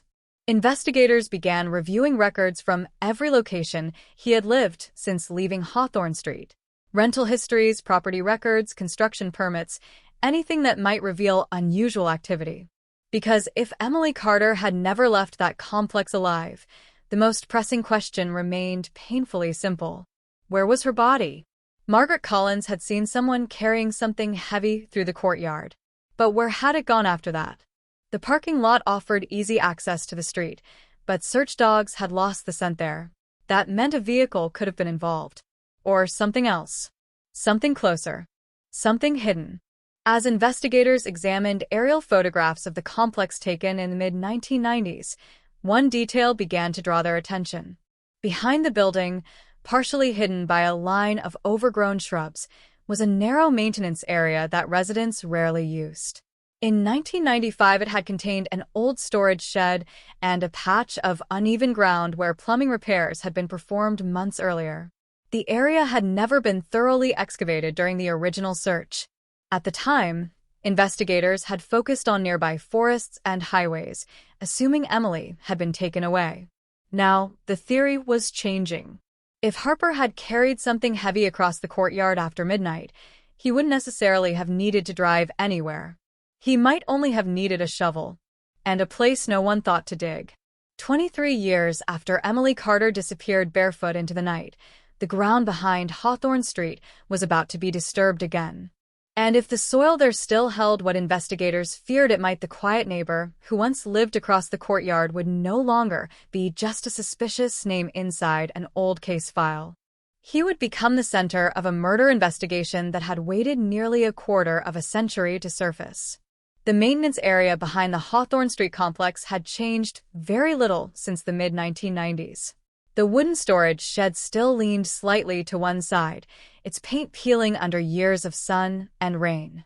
Weeds pushed through cracks in the concrete. Rusted pipes ran along the exterior wall where plumbers had once repaired a broken water line long before Emily Carter vanished. For most residents, the space had always been forgettable, a narrow strip of neglected ground hidden behind a row of shrubs. Children rarely played there. Tenants had little reason to walk past the parking lot and into that corner, which made it the perfect place for something to disappear. When Detective Aaron Morales returned to the property with a small forensic team, the air felt heavy with anticipation. More than 2 decades had passed since police last treated the area as part of an active investigation. Back then, search teams had glanced over it quickly, assuming the missing woman had been taken somewhere else. Now the theory was different. If Margaret Collins had seen a man carrying something heavy through the courtyard shortly after midnight, and if Emily's DNA traces had been found in the soil where her scent trail ended, then the possibility became impossible to ignore. Emily Carter might never have left the apartment complex at all. The team began by surveying the ground with modern equipment unavailable in 1995. Ground-penetrating radar scanned the soil beneath the surface, sending pulses downward and mapping subtle disturbances in the earth. At first, the monitor displayed nothing unusual: layers of compacted dirt, small stones, the uneven foundation typical of an old building. Then one section near the far corner of the maintenance area revealed something strange: a shallow rectangular disturbance beneath the surface. It wasn't large.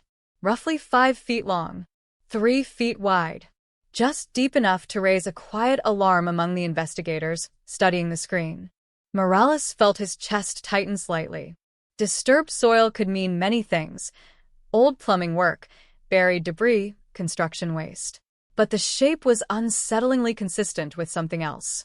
A grave. The forensic team marked the area with small flags and began the careful process of excavation. Every movement had to be slow, precise. Soil was removed layer by layer, photographed, documented. Even after 23 years, evidence could still exist in the ground. Minutes stretched into hours. The afternoon sun slid lower across the sky. Neighbors gathered quietly behind police tape, whispering among themselves as the news spread through the complex. Many of them had never heard Emily Carter's name before that day. Others remembered the case only vaguely, a missing woman from decades ago, something their parents once talked about.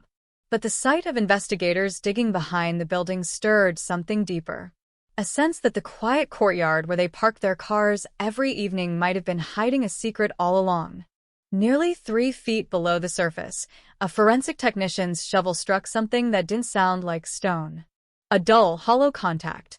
The digging stopped instantly. Everyone leaned closer as the soil was brushed away with gloved hands. A fragment of fabric appeared first, faded, fragile, almost disintegrating after years underground. Then another shape emerged beside it. Bone. For a moment no one spoke.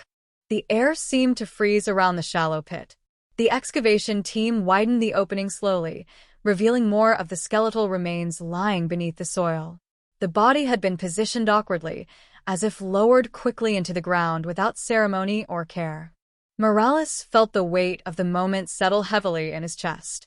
After 23 years of silence, the earth behind Hawthorne Street had finally begun to speak. The remains were transported to the county medical examiner's office for analysis. Forensic anthropologists began the careful process of studying the skeleton, examining bone structure, measuring proportions, searching for signs of trauma. The first conclusions arrived quickly. The remains belonged to a young adult female, height consistent with Emily Carter's, age range consistent. But the confirmation investigators needed would come from DNA. Samples were taken from the bones and compared with the genetic material provided earlier by Emily's sister. When the results returned, the answer was no longer a question. The remains found behind the apartment complex were Emily Carter. The missing woman who had stepped barefoot into the night in April of 1995 had been buried less than 50 feet from her own front door. The discovery sent shockwaves through the community. News crews returned to Hawthorne Street, their cameras capturing images of the quiet courtyard that had concealed the truth for decades. Reporters spoke of a cold case breakthrough, a story that had resurfaced after years of silence. But for Detective Morales, the discovery was only the beginning. Because finding Emily's body changed everything. The case was no longer a disappearance. It was officially a homicide. And the evidence now pointed strongly toward someone who had once lived within that same complex. The forensic examination revealed another chilling detail. Emily's skull showed signs of blunt force trauma, a fracture near the back of the head consistent with a violent strike. The injury alone could have been fatal. But the position of the remains suggested something equally disturbing. Her hands had been bound. Fragments of deteriorated material around the wrists indicated that something, possibly cord or tape, had restrained them before burial. The image was horrifying. Emily Carter had not simply been killed. She had been controlled, overpowered, silenced. Morales returned to the timeline once again. Daniel Harper had come home early from work that night. He lived only a few steps away. He claimed he saw Emily walking toward the parking lot. But now investigators knew something he didn't. Emily never left the complex alive. And if her body had been buried behind the building after midnight, someone living there must have done it. Someone who had access to tools. Someone who knew the quiet maintenance area where disturbed soil might go unnoticed. Someone who had likely spent hours cleaning afterward, perhaps explaining the spike in water usage investigators noticed decades earlier. The pieces of the puzzle were no longer scattered. They were forming a shape. a shape that pointed directly back to the quiet neighbor who had once answered detectives' questions with calm certainty.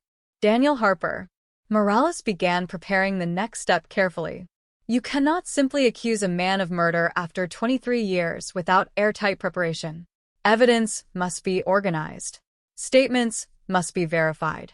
Prosecutors must agree that the case is strong enough to proceed. But the discovery of Emily's remains had changed the entire investigation. Now there was a victim. Now there was a crime scene. And now there was physical evidence connecting the events of that night to the very place where Harper had lived. The district attorney's office reviewed the case file for nearly 2 weeks. Finally, they reached the same conclusion Morales had already begun to feel forming in the back of his mind. It was time to speak to Daniel Harper again. Only this time, the conversation would not take place in a hallway outside an apartment door. It would happen in an interrogation room. And the quiet man who once lived across the courtyard would be asked a question he had managed to avoid for 23 years. What happened to Emily Carter on the night she disappeared barefoot into the dark? Because the ground behind Hawthorne Street had finally revealed its secret. And the truth buried there was now leading investigators straight toward the neighbor who had been standing only a few steps away when everything began. The drive to Daniel Harper's house took nearly 3 hours.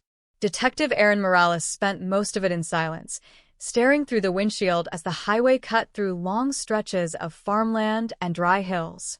The late afternoon sun hung low over the horizon, turning the sky a pale orange that slowly faded into gray. In the passenger seat beside him sat a thick case folder, 23 years of unanswered questions compressed into photographs, statements, lab reports, and newly uncovered forensic evidence. For 2 decades, Daniel Harper had lived quietly, believing the past had settled into dust. But the earth behind Hawthorne Street had changed that. Now the past was moving again, and it was coming for him. Harper's current home stood at the end of a gravel road outside a small agricultural town. It was the kind of place where neighbors were separated by wide fields rather than fences. A single-story rental house sat near the road, its paint faded, its porch shaded by an old oak tree. Morales parked his unmarked car a short distance away and studied the property for a moment. No movement.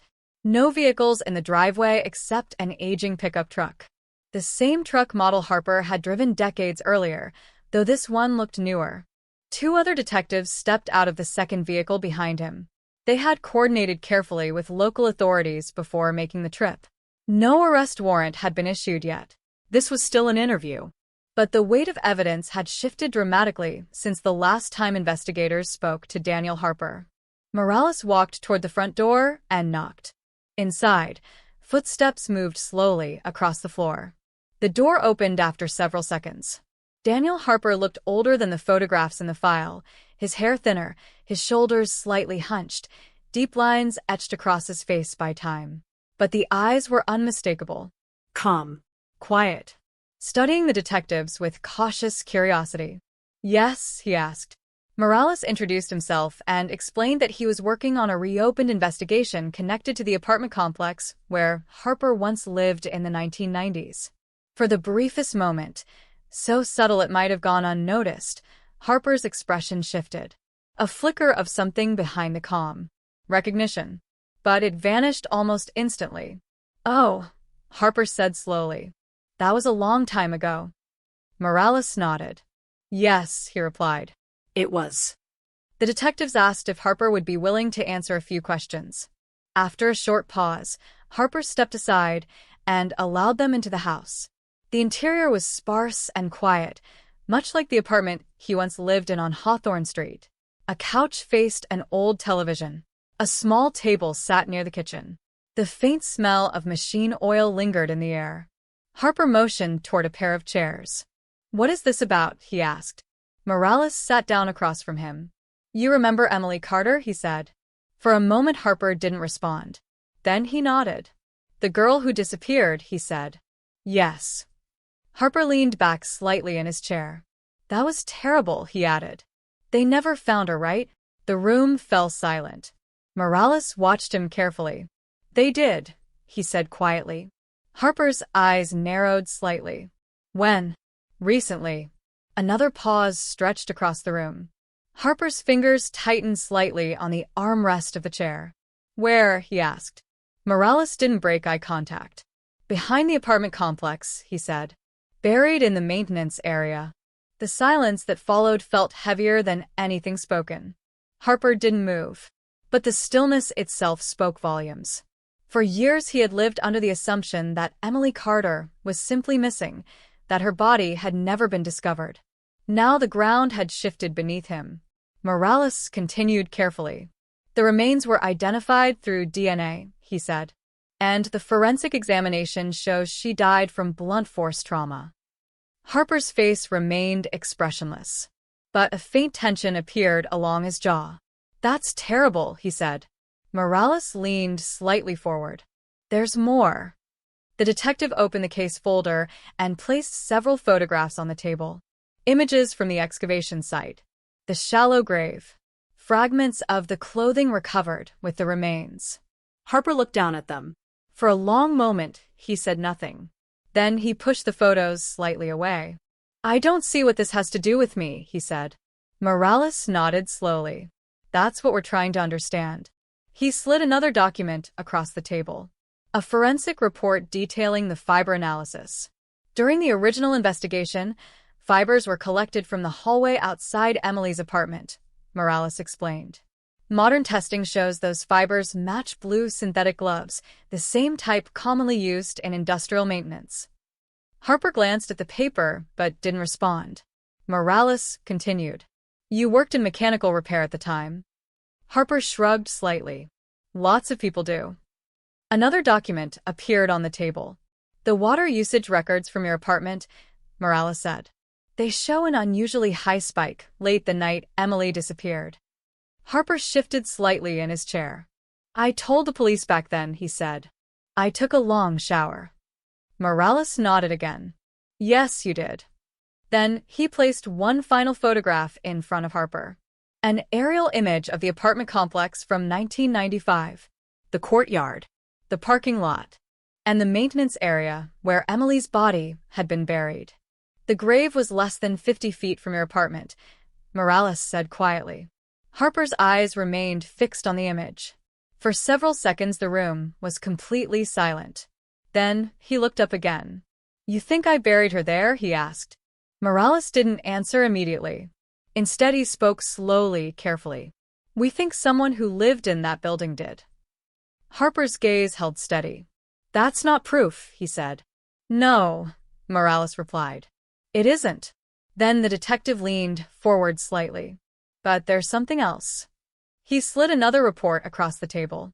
The soil analysis. The partial DNA profile. Biological traces consistent with Emily Carter were found in soil from the parking lot where search dogs lost her scent, Morales said. "And we now have a witness who remembers seeing a man carrying something heavy through the courtyard after midnight that night." Harper's eyes flickered again. Just for a second. But Morales saw it. The detective let the silence grow. Because silence inside an interrogation room has a strange effect. It forces the mind to fill the space. Harper finally spoke again. "That could have been anyone," he said. Morales nodded. "Maybe." Then he asked the question that had been waiting 23 years to be spoken. "Daniel, why did you tell detectives you were home by 9 that night when your work records show you clocked out at 8:42? The room seemed to shrink slightly around them. Harper blinked. "Once." Slowly. "That was a long time ago," he said. "I don't remember exact times." Morales watched him carefully. "You remembered clearly enough to say you saw Emily walking toward the parking lot," he said. Another silence. This one heavier. Harper's calm expression was beginning to crack around the edges. Small signs. A tightening of the jaw. A subtle shift in posture. Nothing dramatic, but enough. Because after 23 years, the quiet neighbor who once believed the past was buried had just learned something terrifying. The body had been found. And the story he told in 1995 was no longer enough to protect him. The interrogation had only just begun. And the pressure inside that small room was about to grow stronger with every passing minute. The room had grown quieter than any silence Daniel Harper had experienced in years. Outside the small farmhouse, the wind moved gently through dry grass fields, rattling a loose metal panel somewhere along the side of the building. The faint sound slipped through the walls and settled into the space between the three men seated around the small table. Inside, Detective Aaron Morales didn't move. Across from him, Harper sat with his hands resting on the armrests of the chair, his posture still composed, but the stillness now carried something different. Tension, the subtle strain of a man realizing the conversation had shifted far beyond a simple interview. 23 years earlier, the police had knocked on his apartment door and asked routine questions. Back then, the case had been full of unknowns. Now, those unknowns were disappearing one by one. Morales let the silence linger. Interrogations often follow a rhythm, and silence is one of the most powerful tools investigators have. It forces a suspect to sit with the weight of what has been said. It allows doubt to spread slowly across the mind. Harper eventually cleared his throat. "You said a witness saw someone carrying something in the courtyard," he said. Morales nodded slightly. "Yes. That doesn't mean it was me." "No," Morales replied calmly. "It doesn't." Harper leaned back slightly. "People misremember things after that much time." Morales watched him carefully. "That's true." Another pause stretched across the room. Harper's fingers moved slowly along the edge of the chair. Then he spoke again. "I already told detectives everything I knew back then," he said. "I saw Emily walk toward the parking lot." Morales didn't argue. Instead, he opened the case folder again. Inside were photographs taken during the excavation behind the apartment complex. He placed one of them on the table. The shallow grave. Dark soil pushed aside. Fragments of clothing visible among the dirt. Harper looked down at the image for several seconds. This time, he didn't push it away. He simply stared at it. Morales spoke quietly. "She was buried behind the building, Daniel." Harper said nothing. "The grave wasn't deep," Morales continued. 3 feet, maybe a little more. Still silence. Someone dug that hole in the middle of the night. Harper's eyes remained fixed on the photograph. Morales leaned slightly forward. "That means whoever did it knew the area well," he said. "Someone comfortable enough to work in the dark without worrying about being seen." Harper finally looked up. "That still doesn't make it me." Morales nodded again. "No," he said. "But you lived 30 feet away." Harper's jaw tightened. Morales continued slowly, building the pressure piece by piece. "You came home early from work that night. You told investigators you went to bed around 9. But a neighbor saw someone moving through the courtyard after midnight." Harper shifted in his seat. "That's not proof," he repeated. Morales didn't raise his voice. He didn't need to. "Daniel," he said quietly, "the body was buried 50 feet from your apartment." The words settled heavily in the room. Harper rubbed his hands together slowly. "You think I killed her?" Morales paused. "We think you know what happened." Harper exhaled through his nose, staring down at the table. "You don't have anything," he said. It wasn't a shout. It wasn't even angry. It was a statement. Morales had expected it. Because suspects often reach this moment, the point where they convince themselves the evidence isn't strong enough, that investigators are bluffing. But Morales wasn't bluffing. He reached into the folder again.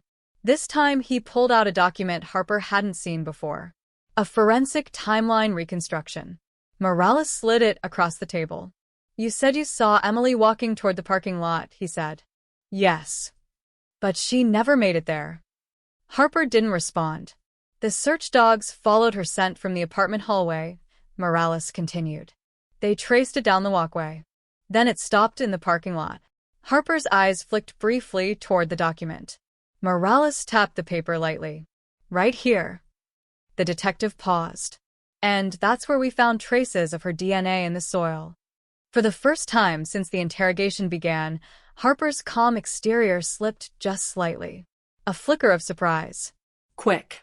But unmistakable. Morales saw it immediately. The detective leaned back slowly. "We know she was injured there," he said. Harper swallowed. "That doesn't mean I was involved." Morales nodded again. "No," he said. "But it means she didn't walk away, like you told investigators." Silence returned. A longer silence. One that stretched into nearly 30 seconds. Harper stared at the table, his thoughts clearly racing behind his eyes. Morales decided to shift the direction slightly. "Daniel," he said calmly, "did you know Emily?" Harper hesitated. "We said hello sometimes. That's all." "Yes." Morales studied him. "Neighbors said she was friendly." Harper shrugged. "She was polite." Another pause. Morales spoke again. "Did you ever go inside her apartment?" No. The answer came quickly. Too quickly. Morales noticed. "You're sure about that?" "Yes." Morales let the silence grow again. Then he asked another question. "Did you ever argue with her?" No. "Did she ever reject you?" Harper's head lifted slightly. "What?" Morales didn't break eye contact. "Did you ever ask her out?" Harper shook his head. No. But his voice carried the faintest trace of irritation now. Morales noticed that too. Because small emotional shifts inside an interrogation room often reveal far more than words. The detective spoke slowly. Emily Carter was young. She lived alone. She was friendly with neighbors. Harper's breathing had become slightly heavier. Morales continued. "Sometimes people misunderstand kindness." Harper looked away briefly, then back again. "That's not what happened." Morales tilted his head slightly. "What happened then?" Harper froze. The question hung there. Simple. Direct. Dangerous. For several seconds he didn't speak. And in that silence, the story he had repeated for 23 years seemed to weaken under the weight of everything now sitting on the table. The buried body. The DNA evidence. The witness memory. The timeline that no longer matched his version of events. Harper finally spoke again.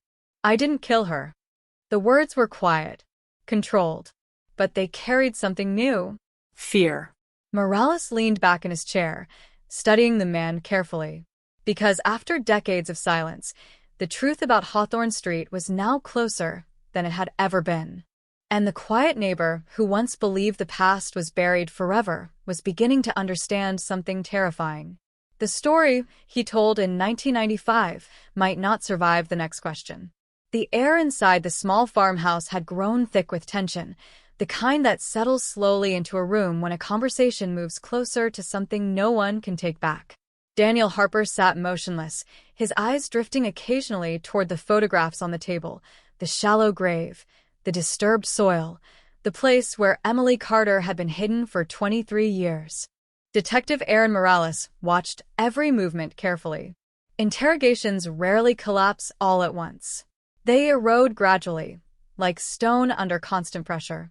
A suspect begins with certainty, with a rehearsed story repeated so many times it feels real even to them. But each new fact, each contradiction, chips away at that certainty until the story begins to wobble. Harper was approaching that point. For more than 2 decades, he had lived with one belief. The body had never been found. As long as Emily Carter remained missing, his version of events could survive. Now that belief was gone. The truth had surfaced from the ground behind Hawthorne Street. Morales broke the silence first. "You said you didn't kill her," he said calmly. Harper nodded once. "I didn't." Morales leaned forward slightly, resting his forearms on the table. "Then help me understand something." Harper said nothing. "Emily's body was buried behind the apartment complex," Morales continued. "Not in a forest. Not miles away. Right behind the building where you lived." Harper's gaze remained fixed on the tabletop. "Someone dug that grave in the middle of the night," Morales said. "Someone who knew exactly where they could do it without being seen." The detective paused. "Someone who lived there." Harper exhaled slowly through his nose. "You keep saying that, because it's true." Another long silence stretched between them. Harper rubbed the side of his face with one hand, a gesture that looked casual but carried the weight of a man thinking quickly, searching for a safe direction. "You said she died from blunt force trauma," he said finally. Morales nodded. "Yes. That could have happened anywhere." Morales tilted his head slightly. "But it didn't." Harper looked up again. Morales slid another photograph across the table. This one showed a close-up of the skull fracture identified during the autopsy. The medical examiner believes the injury happened shortly before death, Morales said. Harper's eyes lingered on the image. She was struck from behind. The room went quiet again. Morales spoke softly. Do you know what that usually means? Harper didn't answer. It means the victim trusted the person standing behind them. Harper's fingers tightened slightly against the chair. Morales watched carefully.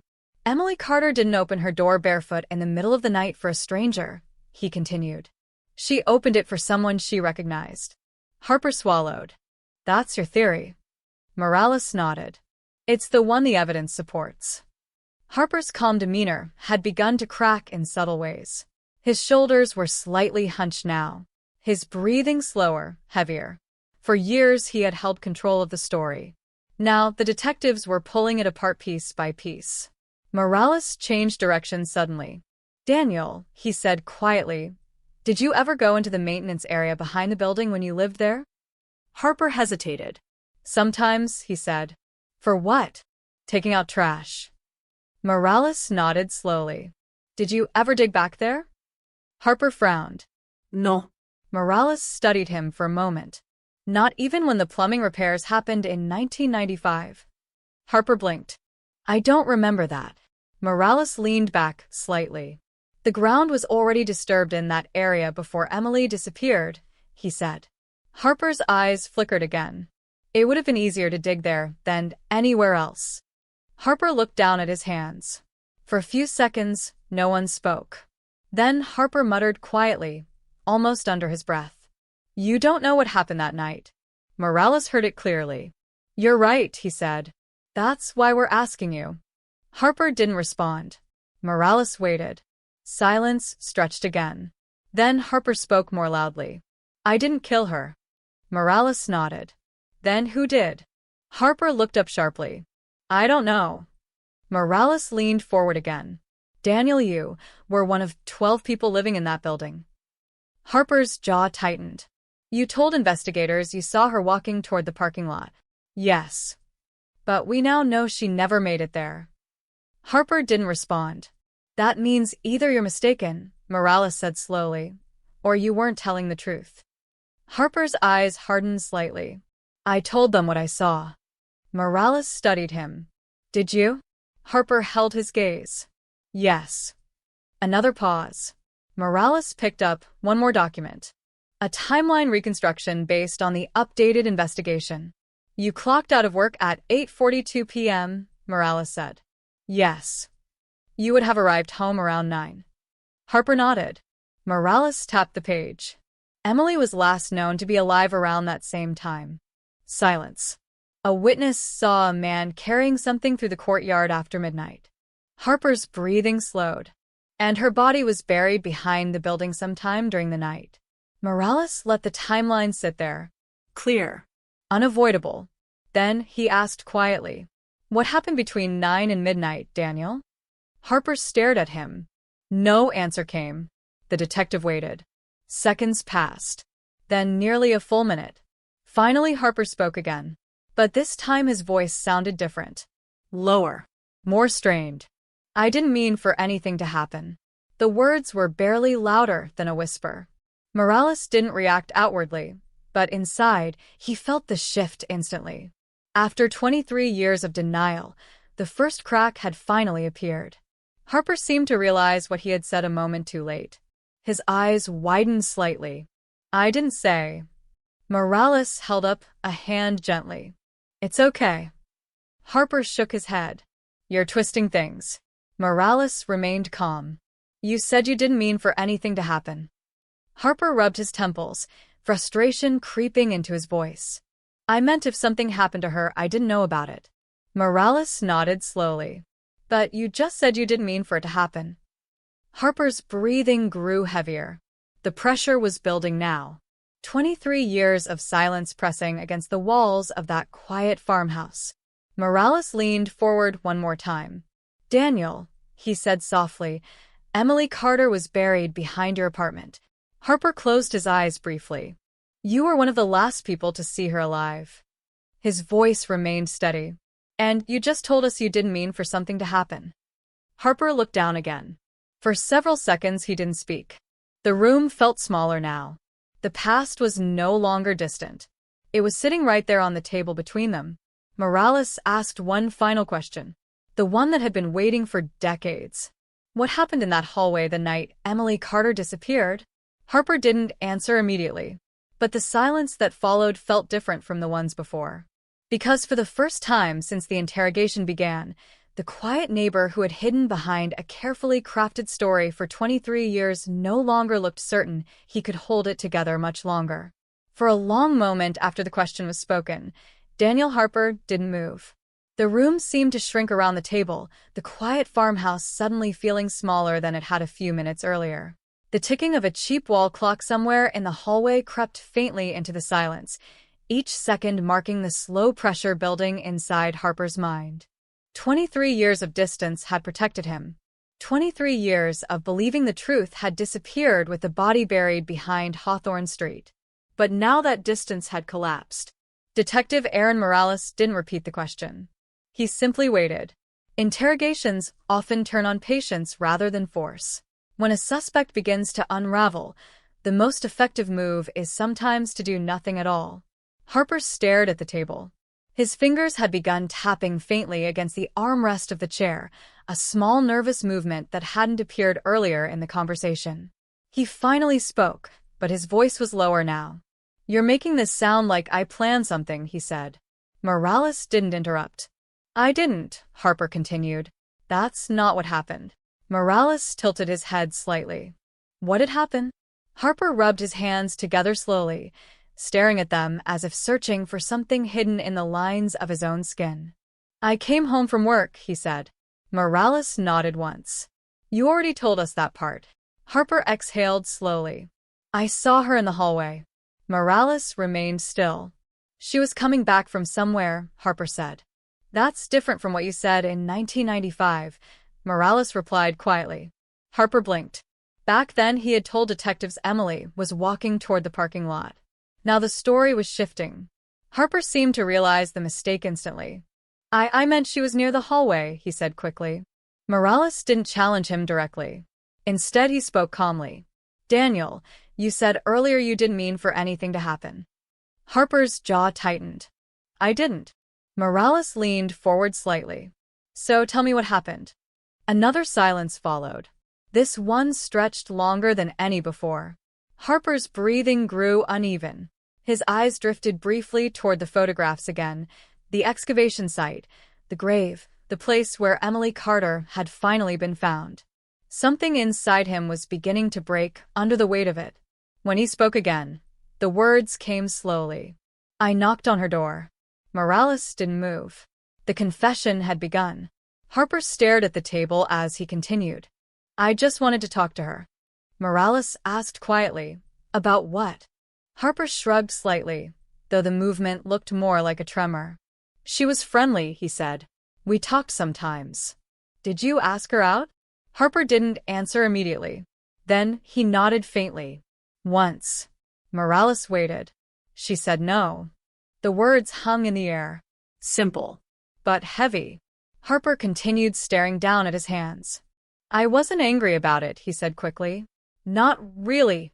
Morales didn't respond. Because suspects often rush to soften the edges of their own actions once they begin speaking. Harper continued. "That night I had been drinking a little after work." Morales made a mental note. Alcohol. A common thread in moments that spiral out of control. "I knocked on her door," Harper repeated. "And she opened it." Morales spoke quietly. "She was barefoot." Harper nodded slowly. "She must have been getting ready for bed." The image of that moment, the hallway light dim, the quiet apartment building nearly asleep, filled the room like a shadow. "What happened next?" Morales asked. Harper rubbed his forehead. "I asked if we could talk. And she said she was tired." Morales leaned slightly closer. "Did she try to close the door?" Harper hesitated. Then he nodded. I put my foot in the doorway." Morales felt the tension tighten inside the room. "That's when she got upset," Harper said. "She told me to leave." His voice was growing more strained with every sentence. I tried to explain, I just wanted a few minutes.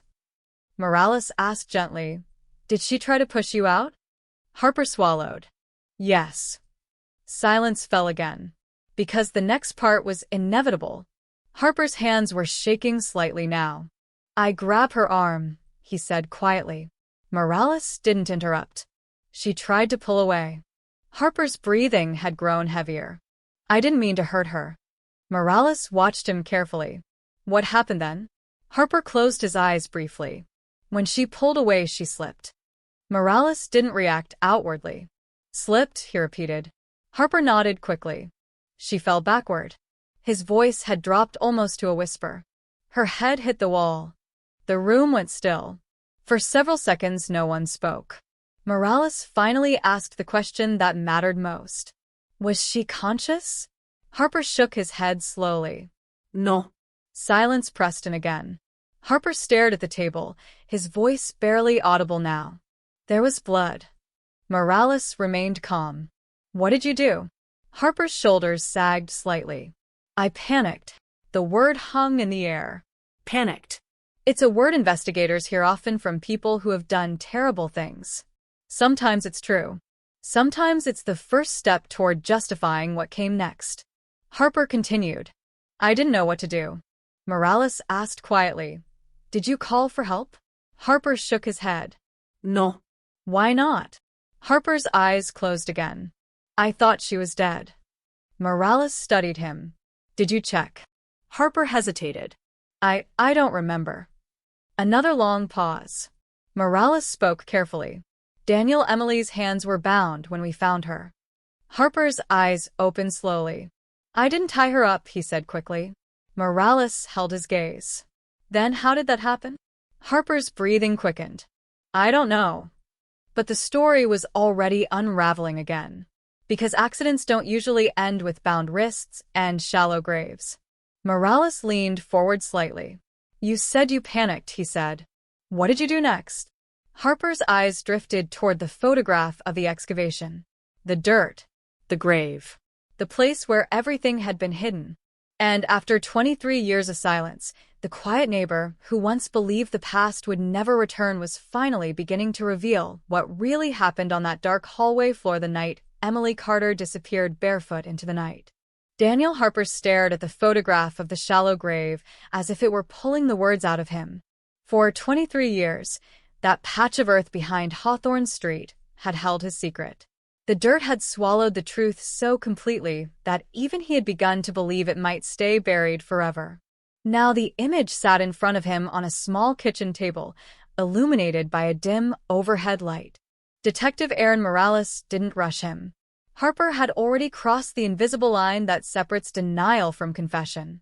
Once a suspect begins to tell the story, the truth tends to follow, sometimes slowly, sometimes in sudden bursts, but it almost always comes. Harper's hands were trembling now.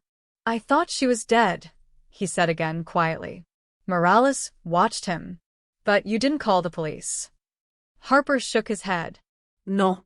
Why? Harper exhaled slowly. Because I knew what it would look like. Morales nodded slightly. A man forcing his way into a woman's apartment.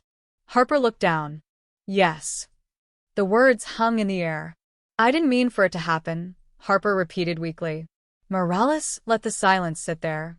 Intent and outcome are two very different things in the eyes of the law. What did you do after she fell? Morales asked. Harper's voice came out rough. I dragged her inside. Morales didn't move. Into your apartment? He asked. Harper nodded faintly. The image began forming clearly now. The quiet hallway, the unconscious woman, the panicked neighbor pulling her across the short distance between two doors while the rest of the building slept. You said there was blood, Morales continued. Harper swallowed. On the floor. Did anyone see you? No. The detective pictured the scene. A small apartment complex. 12 residents. Most asleep. The courtyard quiet under a dim yellow light. Harper continued, speaking slowly. I didn't know what to do. Did you try to help her? Morales asked. Harper hesitated. I checked her breathing. And I couldn't tell. Morales waited. So, I just waited. For how long? I don't know. Maybe an hour. The silence deepened again. Harper rubbed his forehead with both hands. I kept thinking she would wake up. Morales asked quietly, "Did she?" Harper didn't answer immediately. Then he shook his head. No. Another pause filled the room. "And that's when you decided to bury her?" Morales asked. Harper looked up quickly. "I didn't decide that right away." Morales said nothing. Harper continued. "I stayed in the apartment most of the night." "Doing what?" "Cleaning." Morales remembered the note in the original case file, the rubber gloves near the sink. "Cleaning what?" "The hallway," Harper said quietly. Morales nodded. "The blood." Harper didn't deny it. "I didn't want anyone to see it." Another moment passed. Morales asked, "When did you move her body?" Harper's voice dropped again. "After midnight." The timeline Margaret Collins described suddenly snapped into place. A man carrying something heavy through the courtyard. Morales asked calmly, "How did you move her?" Harper looked down. "I wrapped her in a blanket." The words felt heavy inside the room. Then Harper added something that made the silence even darker. "She was lighter than I expected." Morales didn't respond. Harper's eyes drifted again toward the photograph of the excavation. "I carried her across the courtyard," he said, "to the maintenance area." Morales asked the next question carefully. "Why there?" Harper shrugged weakly. The ground had already been dug up before. The plumbing repairs. The disturbed soil investigators had seen in the old aerial photographs. Harper continued. "I found a shovel in the shed." Morales wrote nothing down. He simply listened. "I dug for a while," Harper said. "How long?" "Maybe an hour." The quiet courtyard at midnight suddenly felt much darker. A man digging a grave just yards away from sleeping neighbors. Harper spoke again. "I kept thinking someone would see me, but no one did." No. Morales asked quietly, "Was she alive when you buried her?" The question froze the room. Harper's head snapped up. No. His answer came quickly. Too quickly. Morales held his gaze. "You're sure about that?" Harper's breathing grew heavier. "Yes." Morales didn't press further. Not yet. Because the medical examiner's report suggested something that Harper's story didn't explain. Emily's wrists had been bound. Morales spoke slowly. "Daniel, when we found Emily's remains, her hands were tied." Harper froze. "I didn't do that," he said. Morales watched him carefully. "You said you wrapped her in a blanket." "Yes." "Did you tie anything around her wrists?" No. "Not even to carry her?" Harper shook his head firmly. No. The tension inside the room grew sharper. Because the detail didn't fit. And when parts of a confession don't fit the evidence, investigators know something important is still being hidden. Morales leaned slightly forward. "Daniel," he said calmly, "the cord fragments we found suggest her hands were bound before burial." Harper's breathing had become shallow now. "I didn't do that," he repeated. Morales studied him. "Then who did?" Harper said nothing. The silence stretched again. But this time it carried something different. Not just fear. Something closer to realization. Because the quiet neighbor who had just admitted to moving a body and digging a grave was now facing a darker possibility. That Emily Carter might not have been dead when he buried her. Morales asked the question again. "Daniel, when you checked her breathing, were you certain she was gone?" Harper's eyes darted briefly toward the photograph, then back to the table. "I thought she was." Morales didn't blink. "That's not what I asked." The room felt colder now. "Were you certain?" Harper's voice came out almost as a whisper. No. The admission settled heavily into the air.